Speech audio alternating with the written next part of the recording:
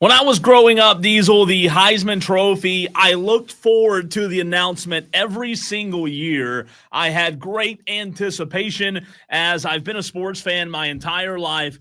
I always looked forward to the first or second weekend in December when the Heisman Trophy would be announced. However, here I am on December the 10th, 2024. And to be quite frank, I don't have the same anticipation. I don't have the same excitement of the winner or the announcement, rather, of the Heisman Trophy winner. And I don't know if that's because of the new landscape of college football. I don't know if that's because of what the Heisman Trophy winner has become. But regardless of the Heisman Trophy commercials, which are absolutely fantastic with the Heisman House and Tim Tebow and all of the guys, I don't find myself as excited about the year in, year out anticipation of who's going to be the Heisman Trophy. Please tell me I'm wrong. You're not wrong. You're not wrong. I wouldn't call you a negative Nancy, because we are in a society where people talk about everything like it sucks. Like nothing can be great anymore. It sucks, right? And it always sucks. If you're not first place, you suck. Second place, Ricky Bobby, suck. yeah, he would Third agree. place, suck. The Heisman Trophy has certainly lost some of its luster, and that's because of what the Heisman Trophy has done to itself. The Heisman Trophy has turned itself into the best quarterback on a team that is in the college football playoff award. And that's not what it's supposed to be. It's supposed to be about the most valuable player on their team, the best individual player in college football, the player without whom the team would fall apart and would be terrible. Yeah. So number one, you have to be on a good team.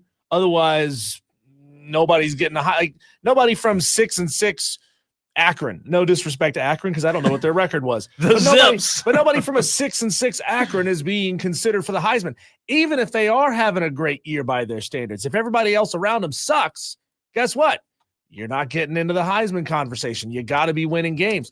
But if you've got a player who, without them, Cole, if they go down, their season is over. Their team is now losing 3-4 more games over the course of a season. That's who the trophy should go to. Unfortunately, it's turned strictly into a quarterback award. So I'm asking this question because I truly don't know.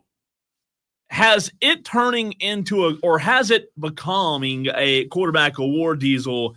Has that caused it to lose its luster? And I'm asking that because I'm trying to think in my head of why in 2024 it does seem as if it's lost a little bit of its luster. It doesn't seem the same.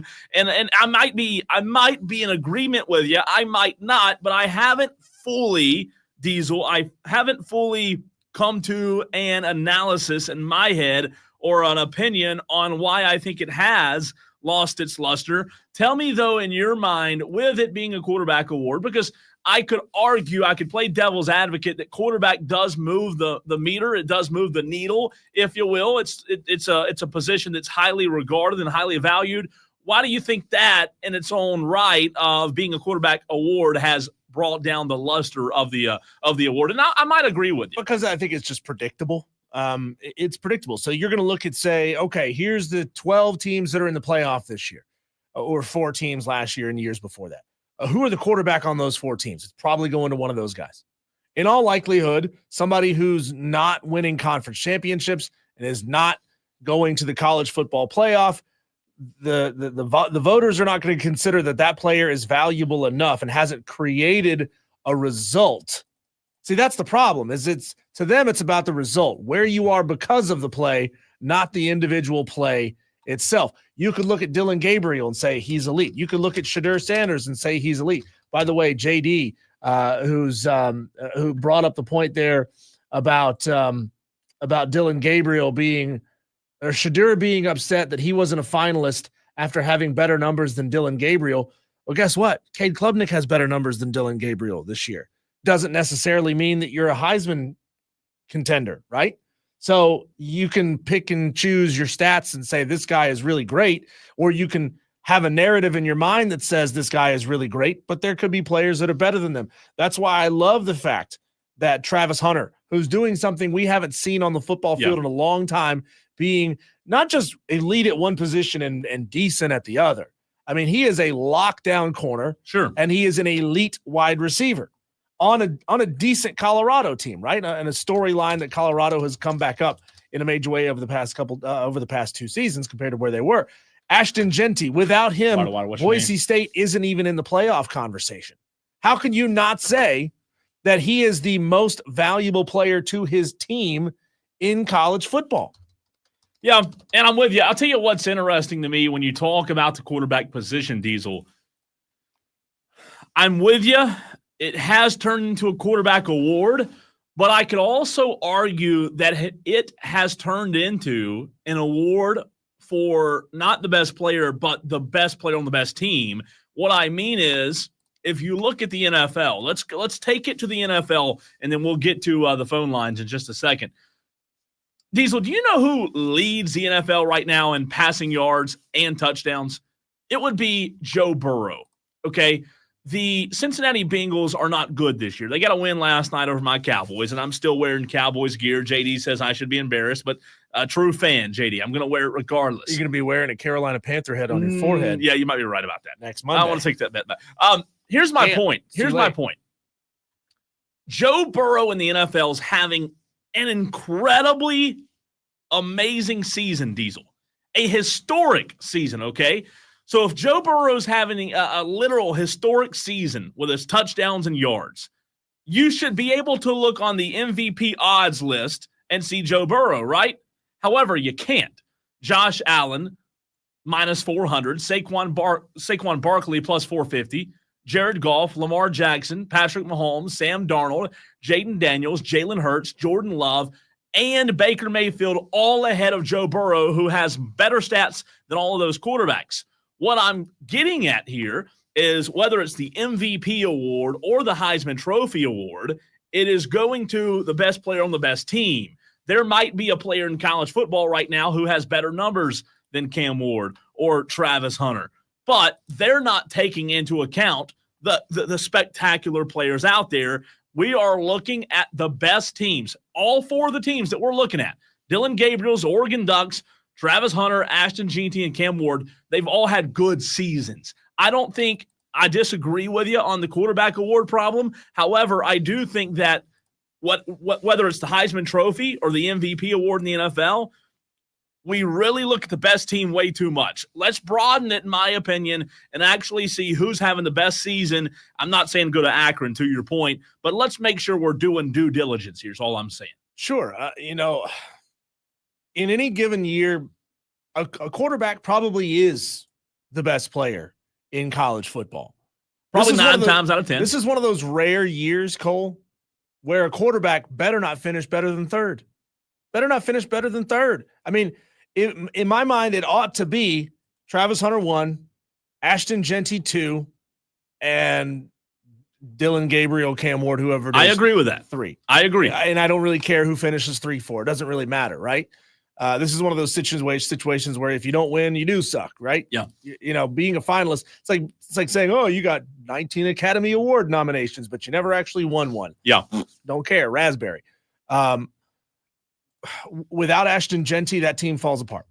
No doubt. Travis Hunter, that team falls apart. Yeah, Shadur is a huge part of that, but Shadur by himself can't lead that team to what did they win? 8 games this year? Yeah, I think so. You can't win 8 games this year with just Shadur. You got to have Travis Hunter. 7-2. Sorry. No. 9-3. I was looking at 9-3. conference. So they went 7-2 in conference. Diesel 9-3 overall. All right, let's go to the phone lines. Also want to hear from you on the text line. The stream is blowing up right now on YouTube, Facebook, and Twitter. You can text the show 71307. Start your text with the word fan.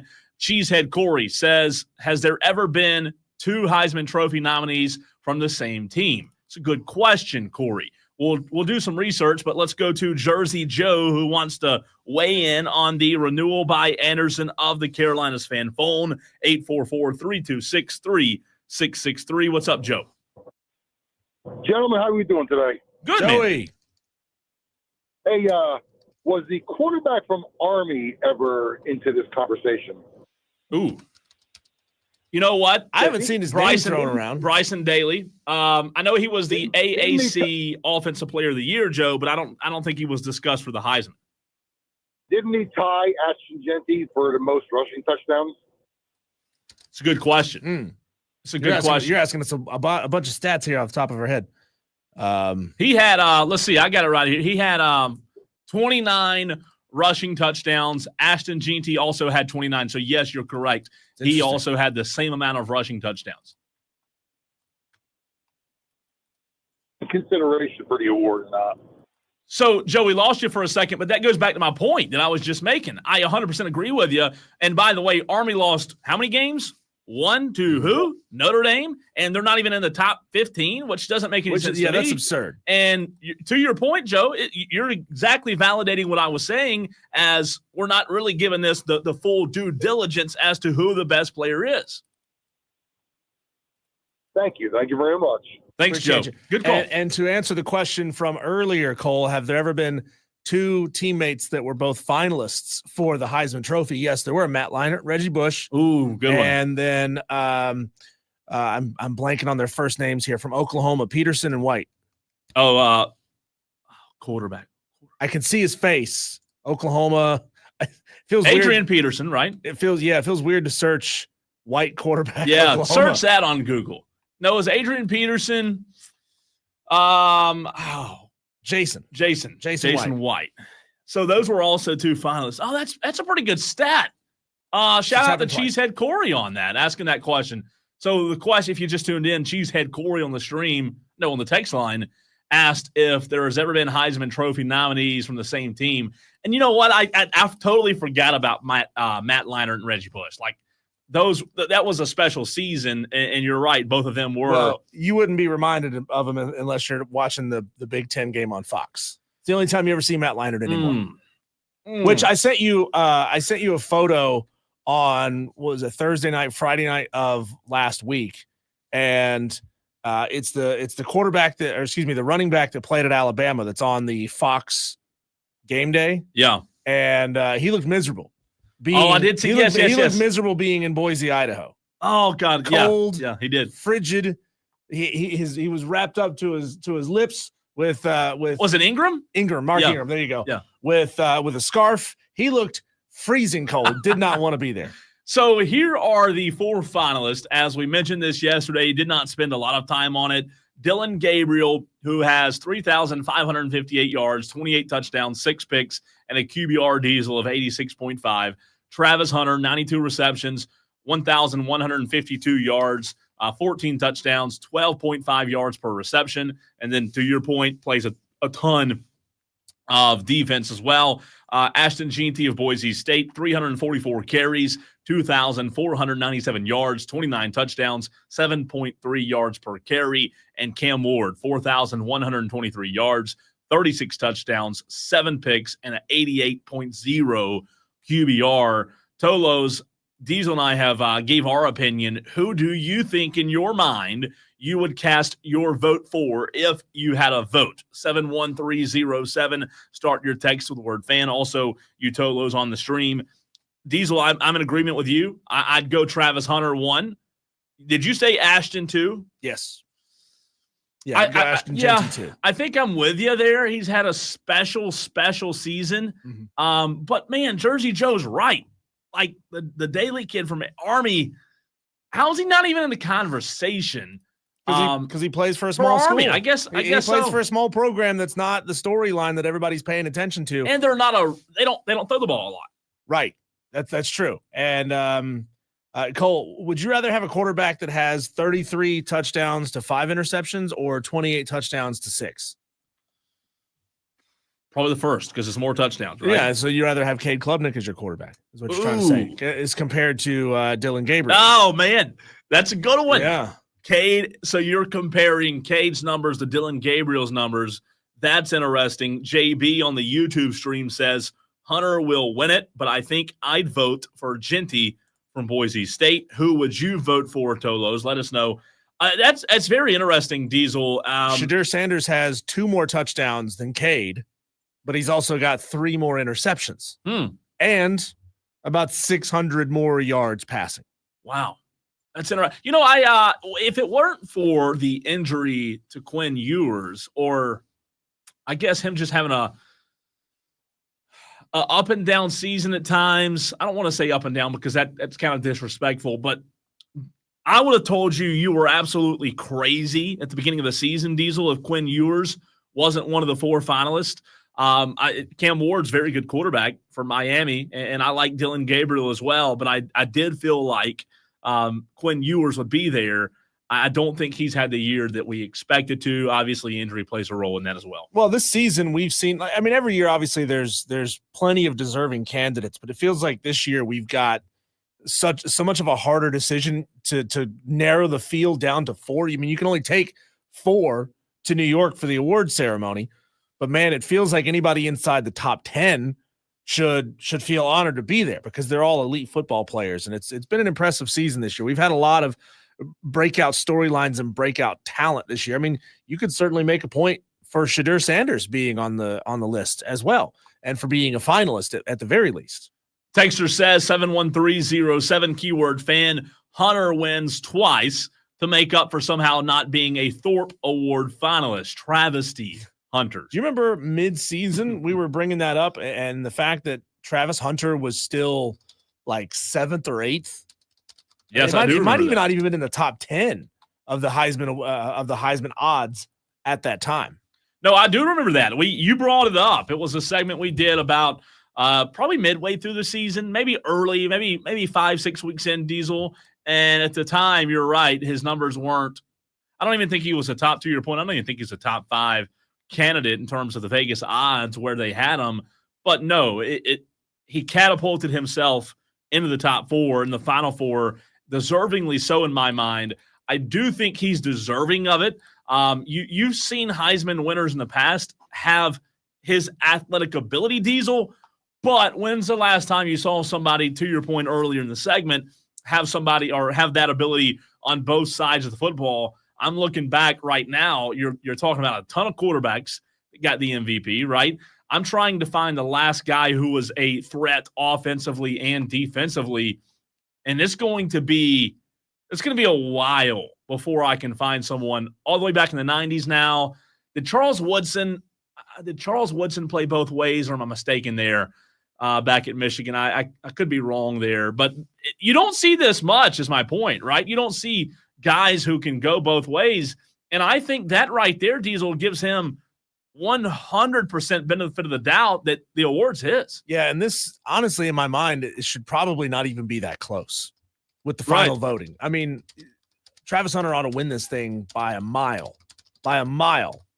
And then after that, it should be relatively tight because there's not a lot of votes left. So Charles Woodson I just looked it up. He did play significant minutes on both offense and defense in the early 60s. So that's what you're talking about, Diesel. You're talking about history. Is he the one that would essentially play receiver for one game and then DB for the next game? I don't know. But I seem to remember a story when we were looking up a while back, looking up the story of Travis Hunter.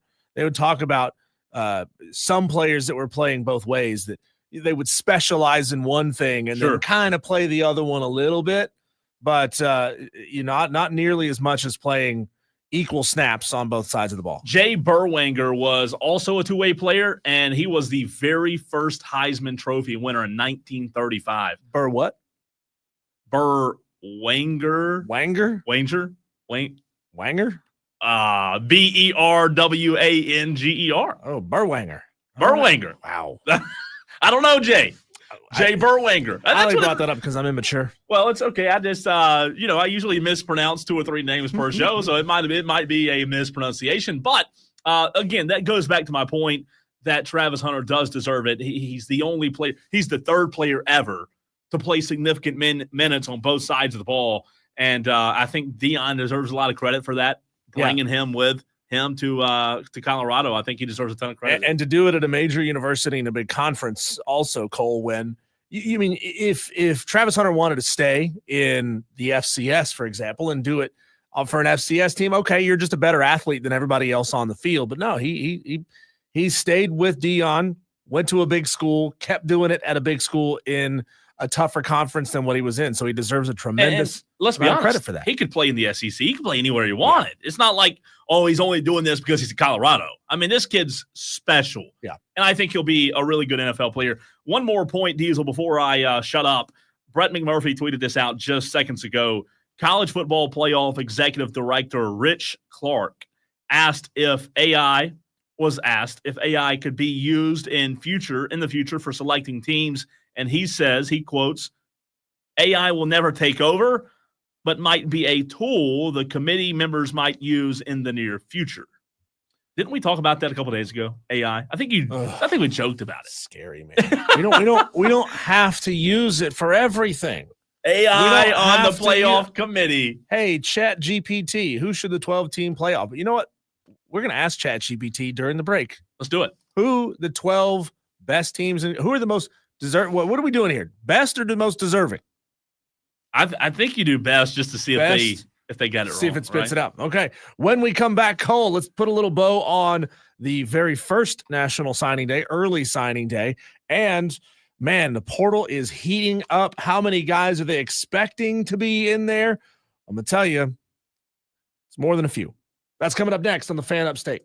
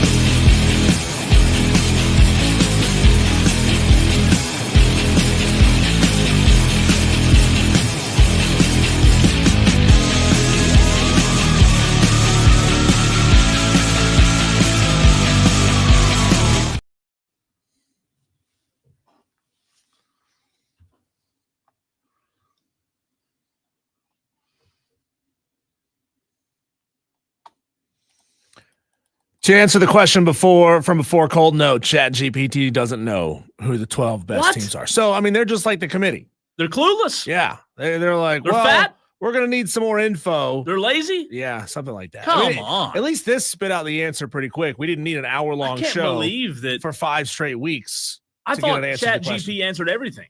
I mean, it answers the question, but it doesn't give you any real information. What a useless piece is Clemson a viable team this year? Clemson has been a regular playoff team in the past and might be a strong pick if they have a dominant season, particularly in a competitive ACC. And that's what you say, ChatGPT? That's ChatGPT. I use the robot on Snapchat. I don't know if it would be any different or not, but that's pitiful. Yeah, it's pretty sad. It's pretty sad. It's also pretty sad what other conferences were able to do, Cole, in national signing window.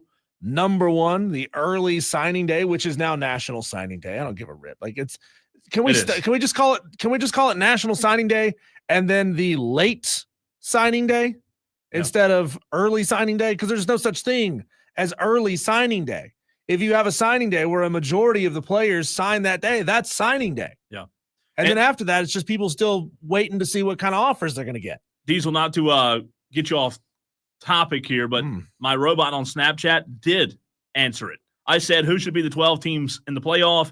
Robot said, that's a tough one. I'd say Georgia, Michigan, Alabama, and Ohio State for sure. After that, maybe Texas, Oregon, and Washington. Then you have teams like Penn State, Florida State, and Clemson who can make a case. Who do you think should be in? At least mine gave me some freaking teams, but you're right.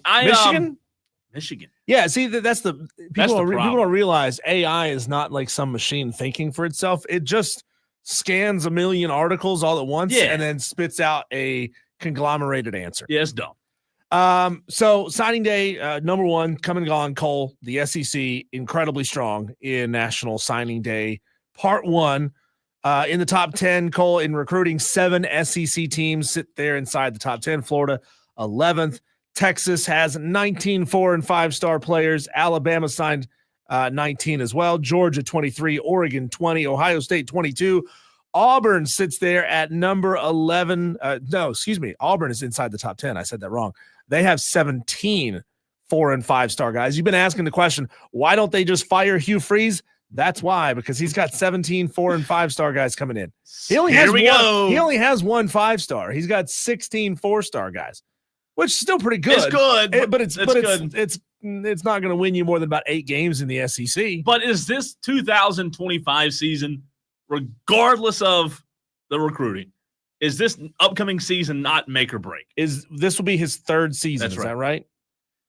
I mean, in the SEC, yeah. I mean, anywhere else, you'd probably get 4. You probably get another one. But man, that is the shortest leash ever. It is. 3 it's years Auburn, in the SEC. When you're recruiting inside the top 10, you better get it done. Auburn is a fun case study. You know, we talk about a lot of fan bases being twitchy, being like really quick on the trigger, you know, really quick to throw the hook out there and pull somebody off stage. Auburn is right there. I mean, they've gone through, how many coaches have they gone through? 7 since Malzahn. I'm kidding. It feels like a ton, right? And Malzahn wasn't even bad. Yeah, and they're looking for. See, it's proof right there. Sometimes firing a coach that wins you 9 games is not a smart move. Dan Mullen, Florida. Because you could go out there and hire your coach that's only going to win you 4 games. Yeah, you never know. LSU signed 21 4- and 5-star guys. They're going to be really, really good. Ooh. From the ESPN 300 of the top 25 players. So this is the best of the best. 3 of them are going to Oregon. Nike. Cha-ching. 3 of them are going to Texas. No surprise. 1 of them is going to Colorado. Oh, that's interesting.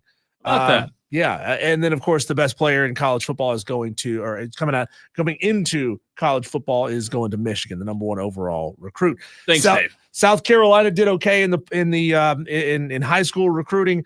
Their 2 best recruits. They're really stacking the deck for wide receivers. Jordan Gidron, 6'2", 180-pound wide receiver, and Malik Clark, 6'3", 180. So they're getting some height in the in the room, and that's going to help out. That's going to help out Lenora Sellers a lot. We don't know, of course, how productive freshmen are going to be on this team next year because the guys that they already have around are kind of young. But the biggest win for South Carolina is that Edge Dylan Stewart made it official, Diesel, to return for 2025. $1.5 million the true freshman's expected to receive for next season. On3 Sports on Twitter reported that earlier today. So you're right. They've got some really good receivers. They've got a quarterback coming back. I don't know, man. The signs are positive in what they've done in recruiting, also in the portal. You're going to lose Rocket Sanders. That's your biggest your biggest question mark. And here's the problem, Cole, as I'm looking around the list of guys that are in the portal, and this thing is going to swell to this point. I saw something yesterday that said about 550 players were already in the transfer portal on the very first day. They're expecting the transfer portal to grow to over 1,000 players. God. I've never seen it that's a record, by the way. Would they know if you and I entered? Like, would they know? There's so who many. Do we contact? Do we need to send a letter in? Can we log in with our Facebook page? Let's do it and see if we can enter. I'd like to announce that I'm entering the transfer portal. I'm a free agent available to apply myself. No, I'm not, because I'm on contract. That's, commitment. I've been going back and forth with my buddy all day, saying that these players need to be on contract with the NIL deals that you're giving them. If you're giving a kid $1.2 million to come back and play 13 games, that's absurd. That's completely absurd what you're paying these guys, and then having zero assurances whatsoever that he's going to come back next year. And so the next year after that, you're probably going to have to pay him too. I'll tell you what I wish, Diesel, and I don't know if we'll ever get to this point or not. I would like to see, in the NIL era of college football, I would like it to have to be publicly announced or posted who is funding this money. So, for example, I'm just using this as an example. Bob's Car Wash or Bob's Car Lot in Columbia is giving, $800,000 a year to Garnet Trust. Whoever it is, I would like to see from each NIL collective. Oregon will be Nike. Michigan will be Dave Portnoy, right? Barstool. South. I would like to see, and it be made public, who's giving the money. I don't know if that'll ever happen or not, but Dylan Stewart, $1.5 million, to your point. Yeah. You've got to do this. This isn't for the rest of his career. This is for one season. Right. And then we saw with Juice Wells where he said, all right, I'll take that money, but I'm only going to play in like 2 games. And then I'm going to go off and take the money somewhere else, Cole. But no, I believe there need to be contracts that keep these guys in place for 2 years, 3 years. I think there needs to be buyouts that the university pays to the school that they came from. Says, hey, you put them through school for 2 years. We're going to pay you 50% of his scholarship, 50% of the average medical cost, all of the elements that go into paying to have a player on your roster. Just from a university standpoint, all of those costs, they need to be compensated for those costs. Yeah. Like, the big argument was that coaches can up and leave. Why can't players up and leave? Sure. Well, coaches have buyouts. So it stands to reason that players should have buyouts too, right? I mean, it really screws over the school that spent 2 or 3 years developing a guy. They found him. You overlooked him the first time around. They found him. They housed him, they clothed him, they fed him, they put him in the weight room, all that stuff, right? Yeah. And then they coached him up, and then you just come and snatch him and take him away because somebody else who's not associated with your university at all wrote a check. That's ridiculous. That's where we are, though. Ridiculous. So to your point about the running back room and where South Carolina is potentially going to go, I mean, in all likelihood, they need to go take a running back out of the portal. The problem is, Cole, that the running back situation in the transfer portal isn't that great. You're going to have to, though. Right now. Yeah, you're going to have to. There are four running backs currently inside the top 50 players available in the transfer portal. One of them is Wayshawn Parker, 4-star guy who was at Washington State this year. There is Fluff Bothwell, and by God, I hope South Carolina gets him because he's got the best name in the portal. Fluff Bothwell is Did you say that 10 times fast? Fluff Bothwell. No, I can't do it. Fluff Bothwell. Fluff. That's tough. It's hard. That's a tough one. He is rated as a 4-star guy coming out of South Alabama. Mascot? Jaguars. There you go. Look at you. You're learning. I'm telling you, you're figuring this out. There's also Ahmad Hardy, rated as a 4-star running back coming out of UL Monroe, and Quentin Joyner, running back, Trojans? rated as a 4-star coming from Southern Cal. Yeah, I remember that name. So only 4 guys, and I don't know where I don't know where Rocket Sanders was rated coming out of the portal last year. If he was inside the top 50, I'm sure he was. He was a really good football player coming out of Arkansas, so I'm sure he was there. But the running back market doesn't look super strong this year.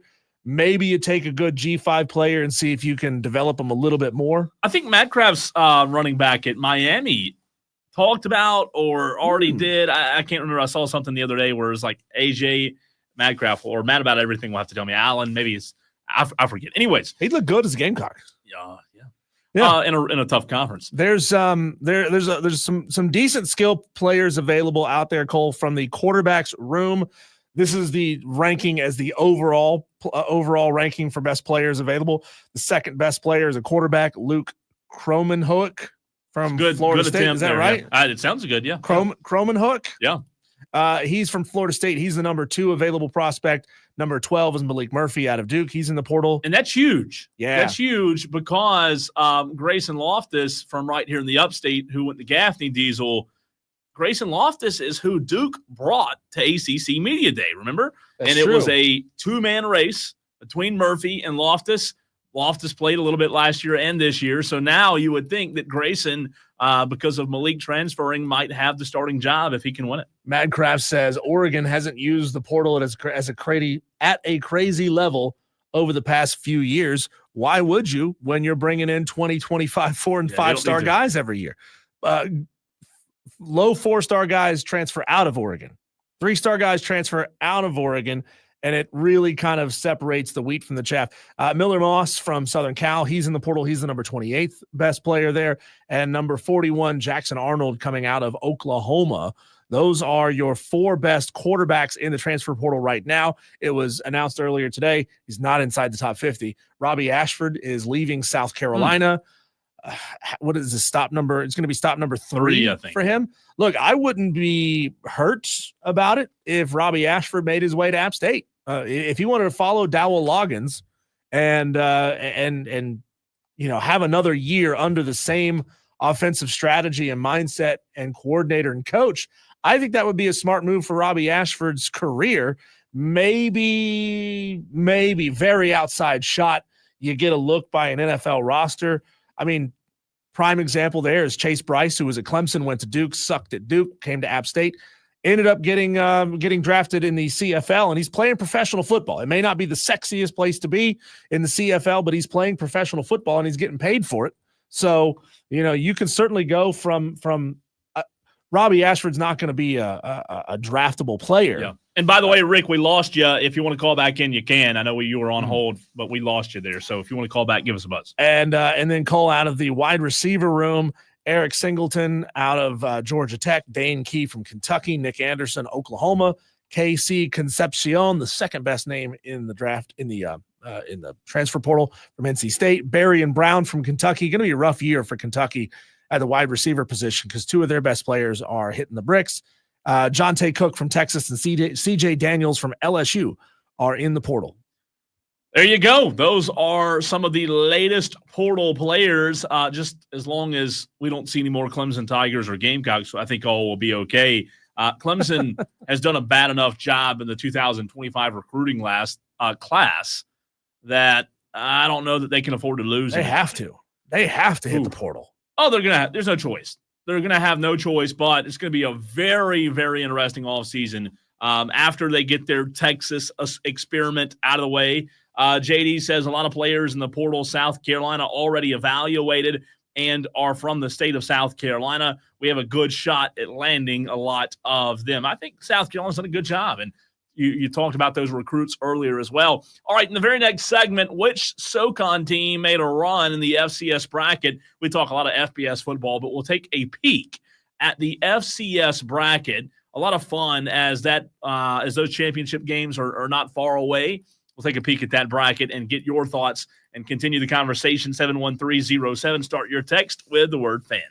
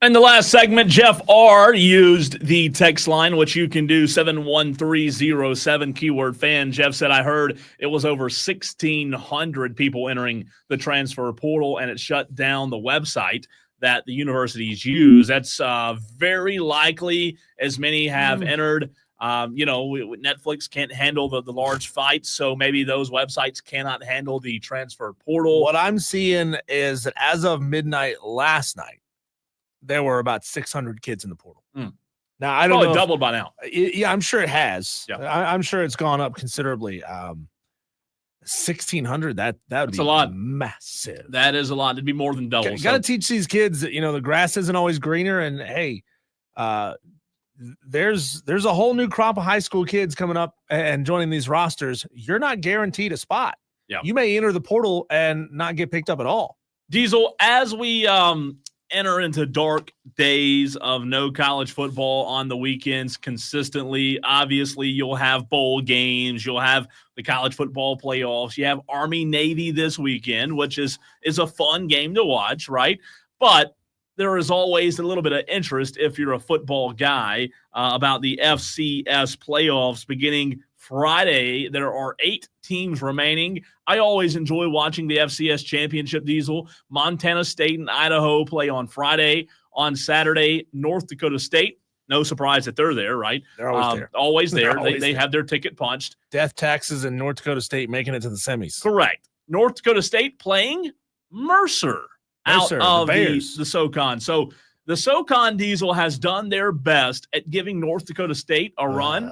It's tough. It's tough business to do that, though. Here's the problem, Cole, is you go back 20, 25 years. The SoCon was running these playoffs. The SoCon was getting 5 teams into these FCS when it was a 16-team tournament. Mm-hmm. Now it's 24, 28? I don't even know how many teams are in this thing. Yeah, it's pretty large now.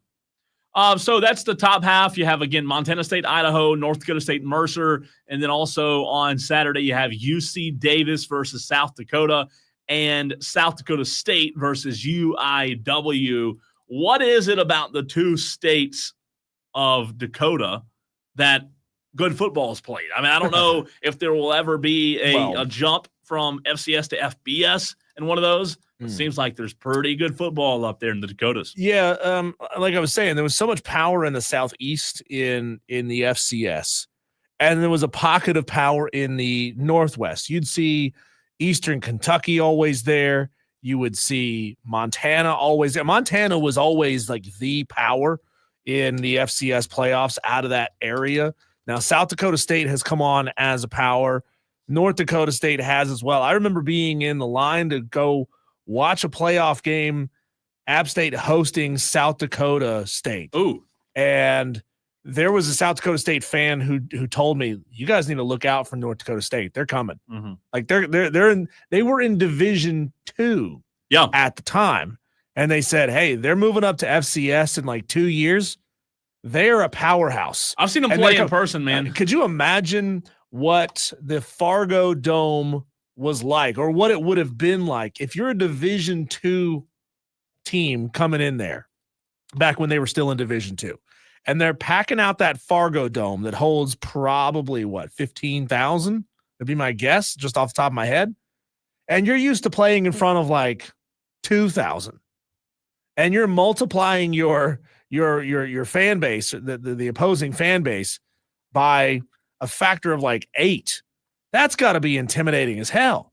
Yeah. That's like being Wofford going down and playing Ole Miss. Well, they're just so stacked. I mean, and again, I've seen them play in person one time in Frisco. They're physical, they're big, they've got speed. JB says North Dakota State should move up to FBS. Who would want them though? Well, who would take them geographically? Mountain West. Yeah, I mean, I thought when the Pac-12 really strip mined the Mountain West for all they had, that this would be the time that you would see North Dakota State and South Dakota State join the Mountain West together. The problem is, Cole, you think that those schools, the Dakota schools in Montana, are like close to other Mountain West schools? They're not. Yeah. That is a long damn way away from Fargo, Missoula, And I'm sorry, Sioux City, I think, where South Dakota State is, that is a long way to get out to like UC Davis. A texter brought up that, or asked the question rather, I wonder what's happening at Duke. I believe I saw their starting quarterback and backup are transferring. I texted back the texter. I saw where Malik Murphy was, didn't hear about it, Grayson Loftus, and the texter from the 772 came back and said, just saw on Rivals that Grayson Loftus intends to transfer. I looked it up, and I am seeing that as well on Duke Wire, that Duke quarterback Grayson Loftus joins Malik Murphy as of 40 minutes ago in the transfer portal. So that's both Duke quarterbacks within 24 hours that have now entered the portal. That surprises me. I thought that Grayson might take over the job, but Malik Murphy from Texas to Duke, now in the portal again. Grayson Loftus went to Duke straight out of high school, so this will be his first move in the portal. But texter, appreciate that. Did not see that until you sent that in. Cole, it is a 13-hour drive from Missoula, Montana to Reno, another Mountain West member school. Guess how far of a drive it is from Reno to Fargo? 15. 23 hours. There's no way. 23 hours. So we had Tom upset last week that he was having to drive to New Mexico. It is the same driving distance in hours from Fargo, North Dakota to Reno, Nevada, as it is from Columbia, South Carolina to Albuquerque, New Mexico. Yeah, I'll pass on that. Absurd how far it is. That's a long ways. That's why they're not getting into the Mountain West. Wow.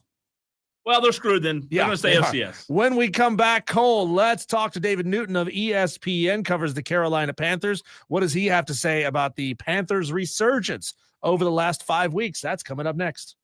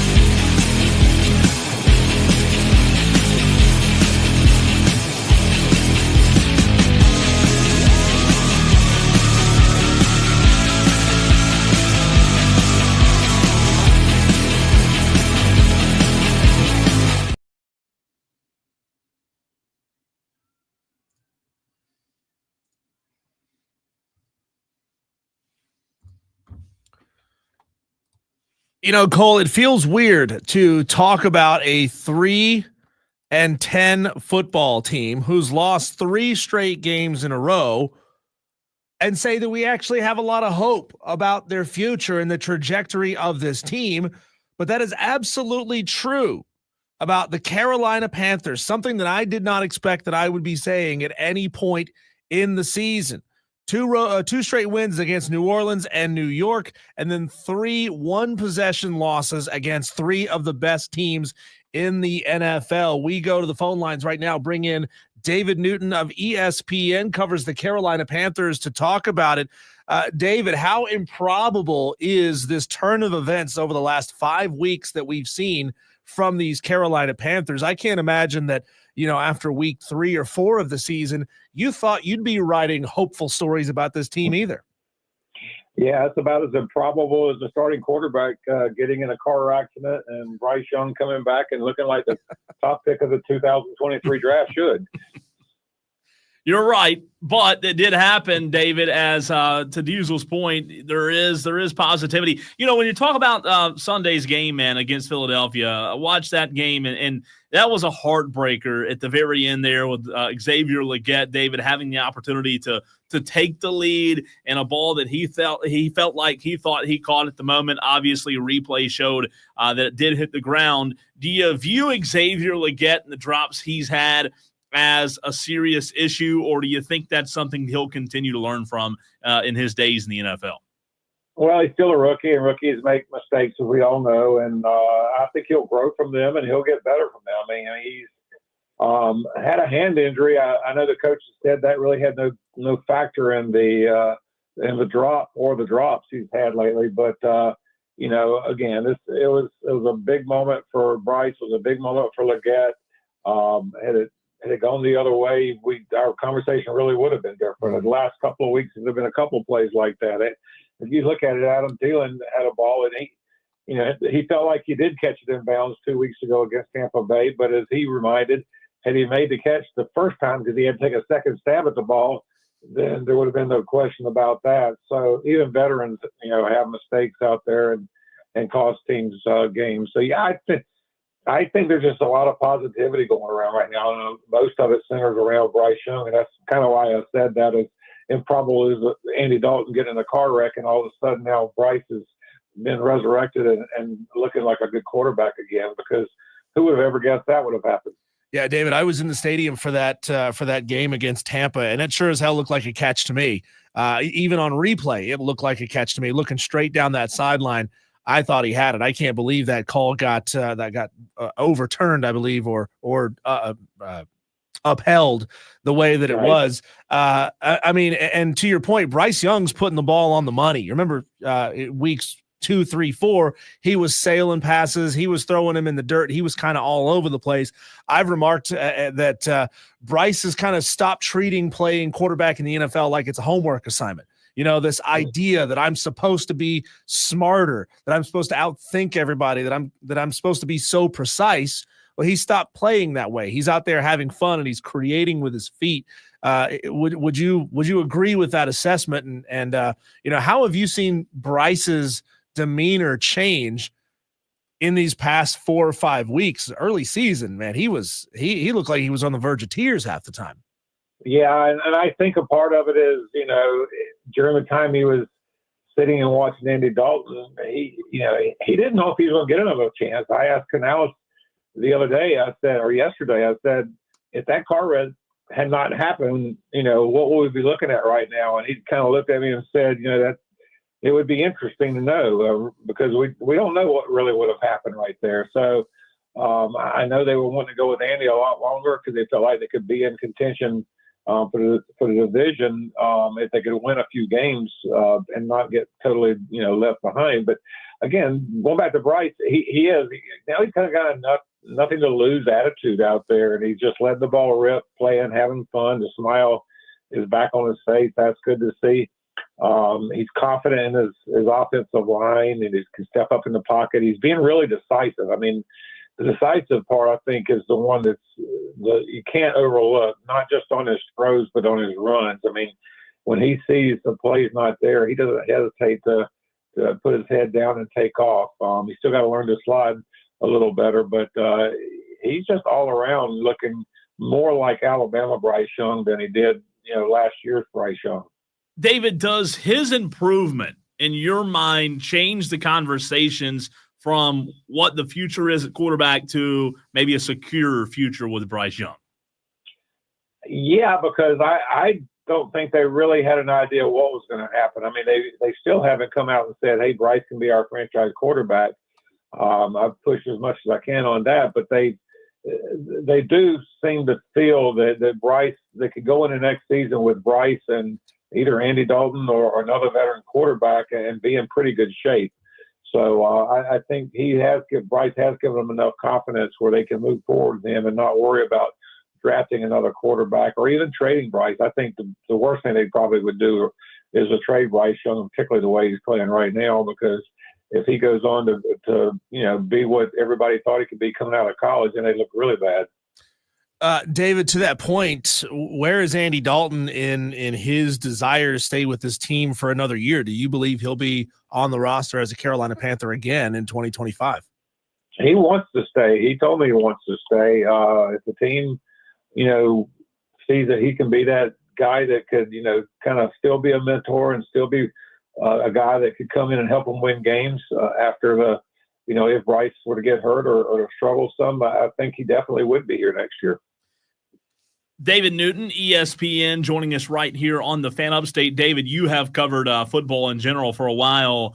In your years of experience, how does a team that is out of playoff contention find ways to motivate the team and staff week in and week out down the stretch like the situation we're in now? Well, I mean, you've seen it throughout, especially with this team, going back to some of the Ron Rivera years. The first few years he was with the team with Cam Newton as the quarterback, they won 6 games their first year, but they finished strong. They didn't win many the first part of the year. They did the same thing the second year when they came on strong towards the end and won 7 games, and that ultimately propelled them to that 2013 season when they went 12-4 and won the division, and ultimately got them ready for that 2015 run to the Super Bowl. So players are playing for their contract. They're playing for playing time next year. They're playing for again, put food on the table for their family, because if they go out there and don't compete and don't play hard, that'll show up on tape real fast, and the staff will look at that going into the next season. I know when other coaches have come in here the last few years, some of them have said specifically they go back and look at the tape of the last 4 games of the season just to see how hard players are playing, to see who they wanted to keep around. He covers the Carolina Panthers for ESPN NFL Nation. David Newton joining us here on the Fan Upstate. Anish Shroff made a really good point immediately after the game Sunday, saying first you lose big, then you lose small, then you win small, then you win big. And it feels like the Carolina Panthers are right there in between that lose small, win small spot on that scale. How is the locker room taking the position where they are right now? From the interviews that you've done, are the players encouraged even though they're losing games the way they have the last 3 weeks, or are they discouraged by the losses? I think they're encouraged. I mean, there are no moral victories out there for them, but they realize that they're getting closer to being who they want to be, and they realize that there's still some pieces missing, especially on the defensive side, and if they can get that turned around and get that just imagine that they kept some of the pieces from last year's defense and been healthy and not lost players like Derrick Brown, in the first game, where this unit might be. So I think they realize that the tide's starting to turn, but if they slack off or if they don't stay focused and play as hard as they can, then it can turn back the other way real fast. David, you mentioned a few minutes ago about players playing for their jobs down the stretch. In your mind, who are some of those players that may be on the line that could be back next year, but also you'd put a question mark or an asterisk beside their name? And of those, who do you think the Panthers should retain? That's a good question. I think some of the defensive players for sure. They're going to make some changes on that defense because they just got to. They got to do some upgrades there. I don't want to call any specific names right now because I don't think there's anybody that's really not playing well. I think the cornerback position opposite J.C. Horn, I think those guys like Michael Jackson and people like that, their jobs could be on the line. I think most of the starting offensive line, you still got to look at Vicky, the guy that can be the left tackle. He's playing a lot better this year, so I think not that his job's on the line, but there's still something to prove for him. So Bryce Young, I mean, his job's still on the line. I mean, if he slacks off and doesn't play well in one game, people are going to go back to saying, well, he's back to being what he was last year and early this season. So again, nobody on this team is that good to where they can't be out there trying to prove themselves and think that like their job's on the line. Maybe Chuba Hubbard's the only one right now because he's having a really good season and gotten over 1,000 yards and looking like a smart move to go ahead and give him an extension when they did. Yeah, and to that point, the running back position, just brutal to have Worthy go down the way that he did. He'd only been back for, 3-4 games? And to tear an ACL in a game like that, that's tough to watch. In your mind, is that's got to be a key position that they want to go after somebody, second round maybe in the 25 draft next year? That'll be interesting because, I mean, my guess would be that it's probably going to be at least middle of next season before Brooks is ready to return. I mean, he took 12 months to get ready after, this last, his first knee injury that he hurt at Texas. So I got to imagine that's usually longer recovery for the second one, especially on the same knee. So I got to imagine that they're probably not banking on him for next season, probably the next season after that. So whether they'll use that high of a draft pick on there. I mean, they've still got Miles Sanders under contract. They can use him as a backup. The money might be a factor what they want to do there. But, that's definitely a position they've got to build some depth around behind Chuba. David, you have colleagues, obviously, that cover other teams in the National Football League. When you look at the Panthers' rebuild with Canales and Dan Morgan and them trying to get back to relevancy, who do you compare this organization to? I mean, you see a team not far north from Charlotte with Dan Quinn, who have had a very, very quick rebuild in year one, obviously have tapered off a little bit from the start that they had. But who would you compare the resurgence to when you talk about what ifs for the Carolina Panthers? I don't know if there's another team this year that you'd compare them to as much as you could look back at the 2002 team in Carolina. They were coming off that 1-15 season in 2001. Dan Morgan was a player on that. They won 7 games, I believe, that next year. And the next year they were in the Super Bowl, and they did it by building the way that Dan's trying to build right now. And I think that's kind of the model that he's using. You want to find tough physical guys that are, as he calls them, their dogs, and try to put enough skilled players around the quarterback to be successful. I mean, that team had Steve Smith on it, Muhsin Muhammad. It had you added Jake Delhomme in 23, and it really took off because he was not a great quarterback, but he was a really steady quarterback that could win games and not lose them for you. David, Cole and I have a bet based on the results of Sunday's Cowboys-Panthers game. He's a diehard Dallas Cowboy fan. He's wearing the star right now, which should be illegal in this market. But the loser has to let the winner use face paint and paint the logo of the winning team on their forehead while we do the following show. Who's going to be looking like the idiot with the logo on the forehead? Well, the good thing you're on radio, so nobody's really going to see it. Well, we're on a live video stream too. Okay, well, sorry about that. I apologize for missing that point. So I think either one of you has got a logo on your forehead is going to look pretty bad. So, this interesting. The Panthers, I don't know if you saw the story I put up today. They haven't been favored in the game since 2022. 33 straight games they've been underdogs. And they're a favorite right now against the Cowboys. And so 2-point favorite. I don't think they're going to fall out of the favorite role. It'd be a big fall to go from 2 up to 1 down. So, the last time they were a favorite was back in 22, and they were favored against Pittsburgh at home, and they lost that game. So, I don't know. I can't really make a prediction on this one. I mean, I think Dallas has still got enough pieces where they can be dangerous. The Panthers may play down to their competition if Dallas is playing down to Dallas. That kind of says where things are right there, doesn't it? Yes, it does. David, my last question for you. Your thoughts on what has been rumored for a former NFL coach and Bill Belichick possibly heading to the college level to take the North Carolina Tar Heels job? Yeah, that's quite a turn of events. I didn't see that coming at all. And, the rumors you hear or the stories you read about, he's kind of setting up his son maybe to be the coach after him. I don't know if that's going to be the case or not, but to me, it shows just how much he missed being on the sideline and missed being around the locker room, and he wants to go out there and prove himself.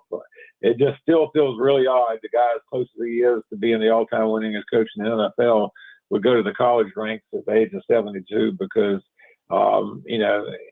if he wants to get back and get Don Shula's record, he's going to have to get back to the NFL.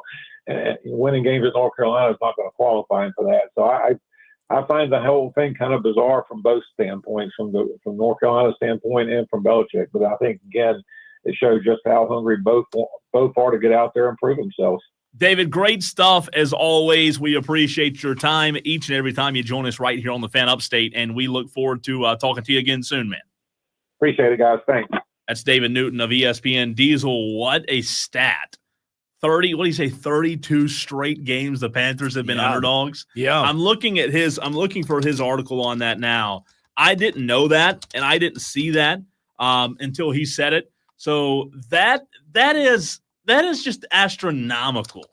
That's a long time. Cole, when did Dak Prescott go down? After what game or during which game? Do you remember off the top of your head? No, I don't. Not off the top of my head. It's been such a I'm trying to figure out season. Because the Cowboys are 4-2 on the road this season. Carolina Panthers are 2-5 at home. Now, obviously, the script is kind of flipped on both of these teams over the past 6-7 weeks or so. So I'm trying to figure out with Dallas how many of those wins came after Dak Prescott got injured. Maybe a couple. Because their most recent away games, they won on the road at Washington 34-26, and then at the Falcons 27-21. Lost at the Falcons, lost at the 49ers. And then you go back to that, you're back to week number 4 against the Steelers. And I know Dak was still there, was still active at the time. But, man, that's tough. And this whole Belichick thing, trying to set up his son to be the next head coach, it feels a little Game of Thronesy, doesn't it? It's interesting. It's like you're trying to put into contract and codify that your son will be taken care of as a head coach in a couple of years from now. We're gonna get on. We're gonna get into that at 6:20 right here on the Fan Upstate. So stay tuned for that. The Bill Belichick discussion. I did find the article though, Diesel, on ESPN.com by David Newton, and the first time since 2022, the Carolina Panthers are a favorite. Oh, my word. That was a 33 straight game streak as underdogs. Would that have been with Baker? Maybe so. Maybe so. The sixth longest, by the way, that 33 straight game streak, that 33 straight streak as an underdog was the sixth longest by any team since the 1970 merger, and the longest streak for the Carolina Panthers in franchise history of being the underdog, the longest drought since the 2012-2014 Jaguars. So as of right now, to David's point, they're 2-point favorites against the 5-8 Cowboys, who my worry is, Diesel, after last night, they're automatically eliminated, or they're officially eliminated from playoff contention. I'm worried now. I don't know what they'll have to play for. So that is my biggest worry. And I do feel a cold coming on next Monday. I don't know if I'll be here or not. Well, we can do it on Tuesday. And, Cole, they're playing on one day's less rest. Yeah, than true. The Carolina Panthers will be, and they're on the road. If this was a game at Dallas, then we'd be talking about a different story. You know, you're not traveling, you're not losing a day for travel. But they played last night. They got to be ready to play again in 6 days. One of those days is going to be a travel day. So they've got 5 days to get ready for this team. And here's a crazy stat for you before we run to a break. We're talking about Bryce Young. You know, we talked about Bryce with David Newton of ESPN just a few minutes ago, Diesel. Bryce Young had a 9.9 QBR the first two games. 9.9. Not 39.9? No. 9.9, Sure? which was by far the worst, checked. right? He was then benched for Andy Dalton. David mentioned the car wreck. Since week 9, Bryce Young ranks 13th in the NFL. Wow. 13th in total QBR at 60, which isn't bad. That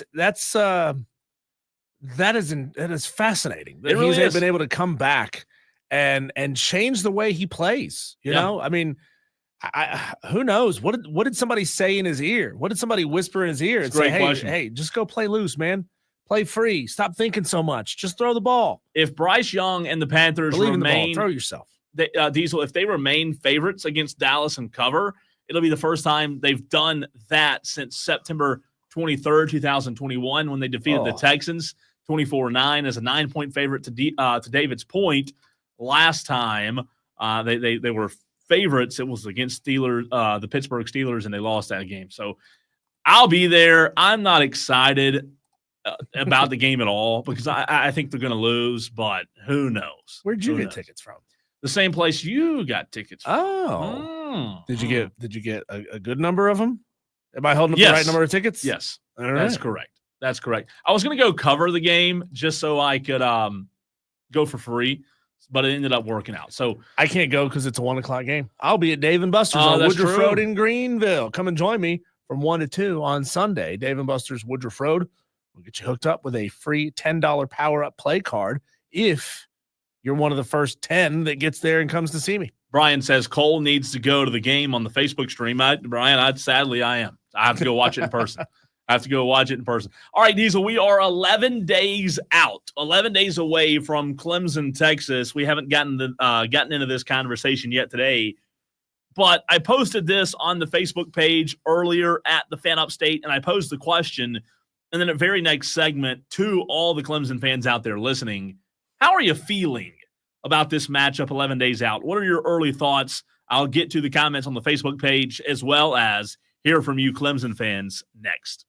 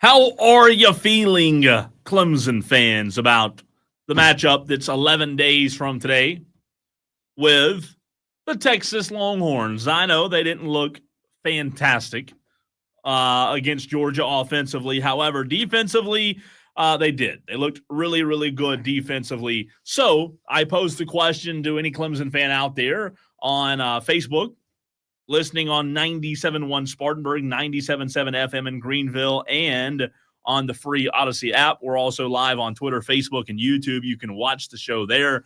How are you feeling? What are your early thoughts? You can text in your thoughts, 71307. Start your text with the word fan. You can also call into the show. The phone lines are open, 844-326-3663. Brian says, I'm on the seat about the game. Texas has a great defense, and Clemson offense can throw it around when they're hot, but they find a way to run. Same goes for Texas offense and Clemson defense. It comes down to turnovers. Diesel, do you think the majority of Clemson fans that we will hear from are going to have an optimistic approach to this game 11 days from now? They're going to be optimistic because I think Dabo's going to take away their season tickets if they say anything bad. Calling it day. Yeah, they're gonna cancel. They're gonna put a cancel stop on your credit card payment. We don't want your money anymore. Here's the thing, Colt. What's Clemson good at right now? Throwing the football. Mm-hmm. What's Clemson bad at right now? Running the football. What is Texas really, really, really good at stopping? The pass. The pass. Yeah, they are number one in the country at stopping the pass, giving up just 5.1 yards per attempt. 8.6 yards per completion. Clemson's going to have a hard task if you can't use the run effectively. And if Phil Maffa is still so injured that he can't go, and Cade Klubnik isn't busting out 30, 40-yard runs a pop, it's going to be hard for them. It's going to be a hard game for Clemson to win. I'm not saying it's impossible. I would give it about I would be shocked, and I haven't even gone to look to see what the opening spread 11. is. 11? That sounds about right. I would probably have put it at 10. Yeah, I say 11. Let me double check that. I tweeted it out as soon as it came out. Yes, it is still 11. So as of right now, it's still 11 points in favor of the Texas Longhorns. I posed this question on our Facebook page earlier today. Several of you Tolos commented on the page as, Clemson, 11-point underdog. You would think it's going to be an uphill battle. Let's see what the comment section as of right now says. Diesel. Kevin says Texas by 10. Steven says we have the best starting quarterback in the game. John says it all depends on who's going to play running back. Maffa has been hurt, and it shows. The backup got hurt last week, so it looks like he's done. I think that's going to play a huge role, and if we win or lose this game. We also have got to learn how to play 4 full quarters. The way that we can start the game is the way we should finish the game. I have not seen that all season. I think John on Facebook, if you're listening, John, I think you hit the nail on the head. Diesel and I have talked about it. I said it.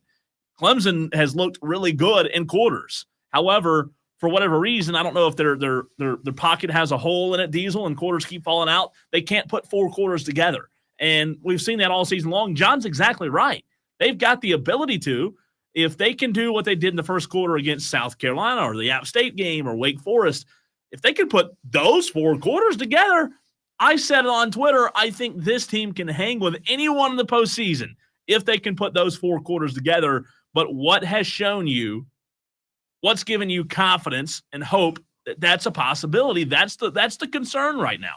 Yeah, and it feels like this team is very one-dimensional. They don't have enough. Clemson doesn't have enough depth at the running back position that now that Moff is injured, they don't have somebody who can step right back in and pick things up at a high level. Jay Haynes is hurt too. Yeah, you're really, really thin at that position, so it makes you one-dimensional. In a game like that, that means Texas's elite defense, elite pass defense, can start to become ball hawks because they know you're not going to run the football. They can play back and then try to jump the routes.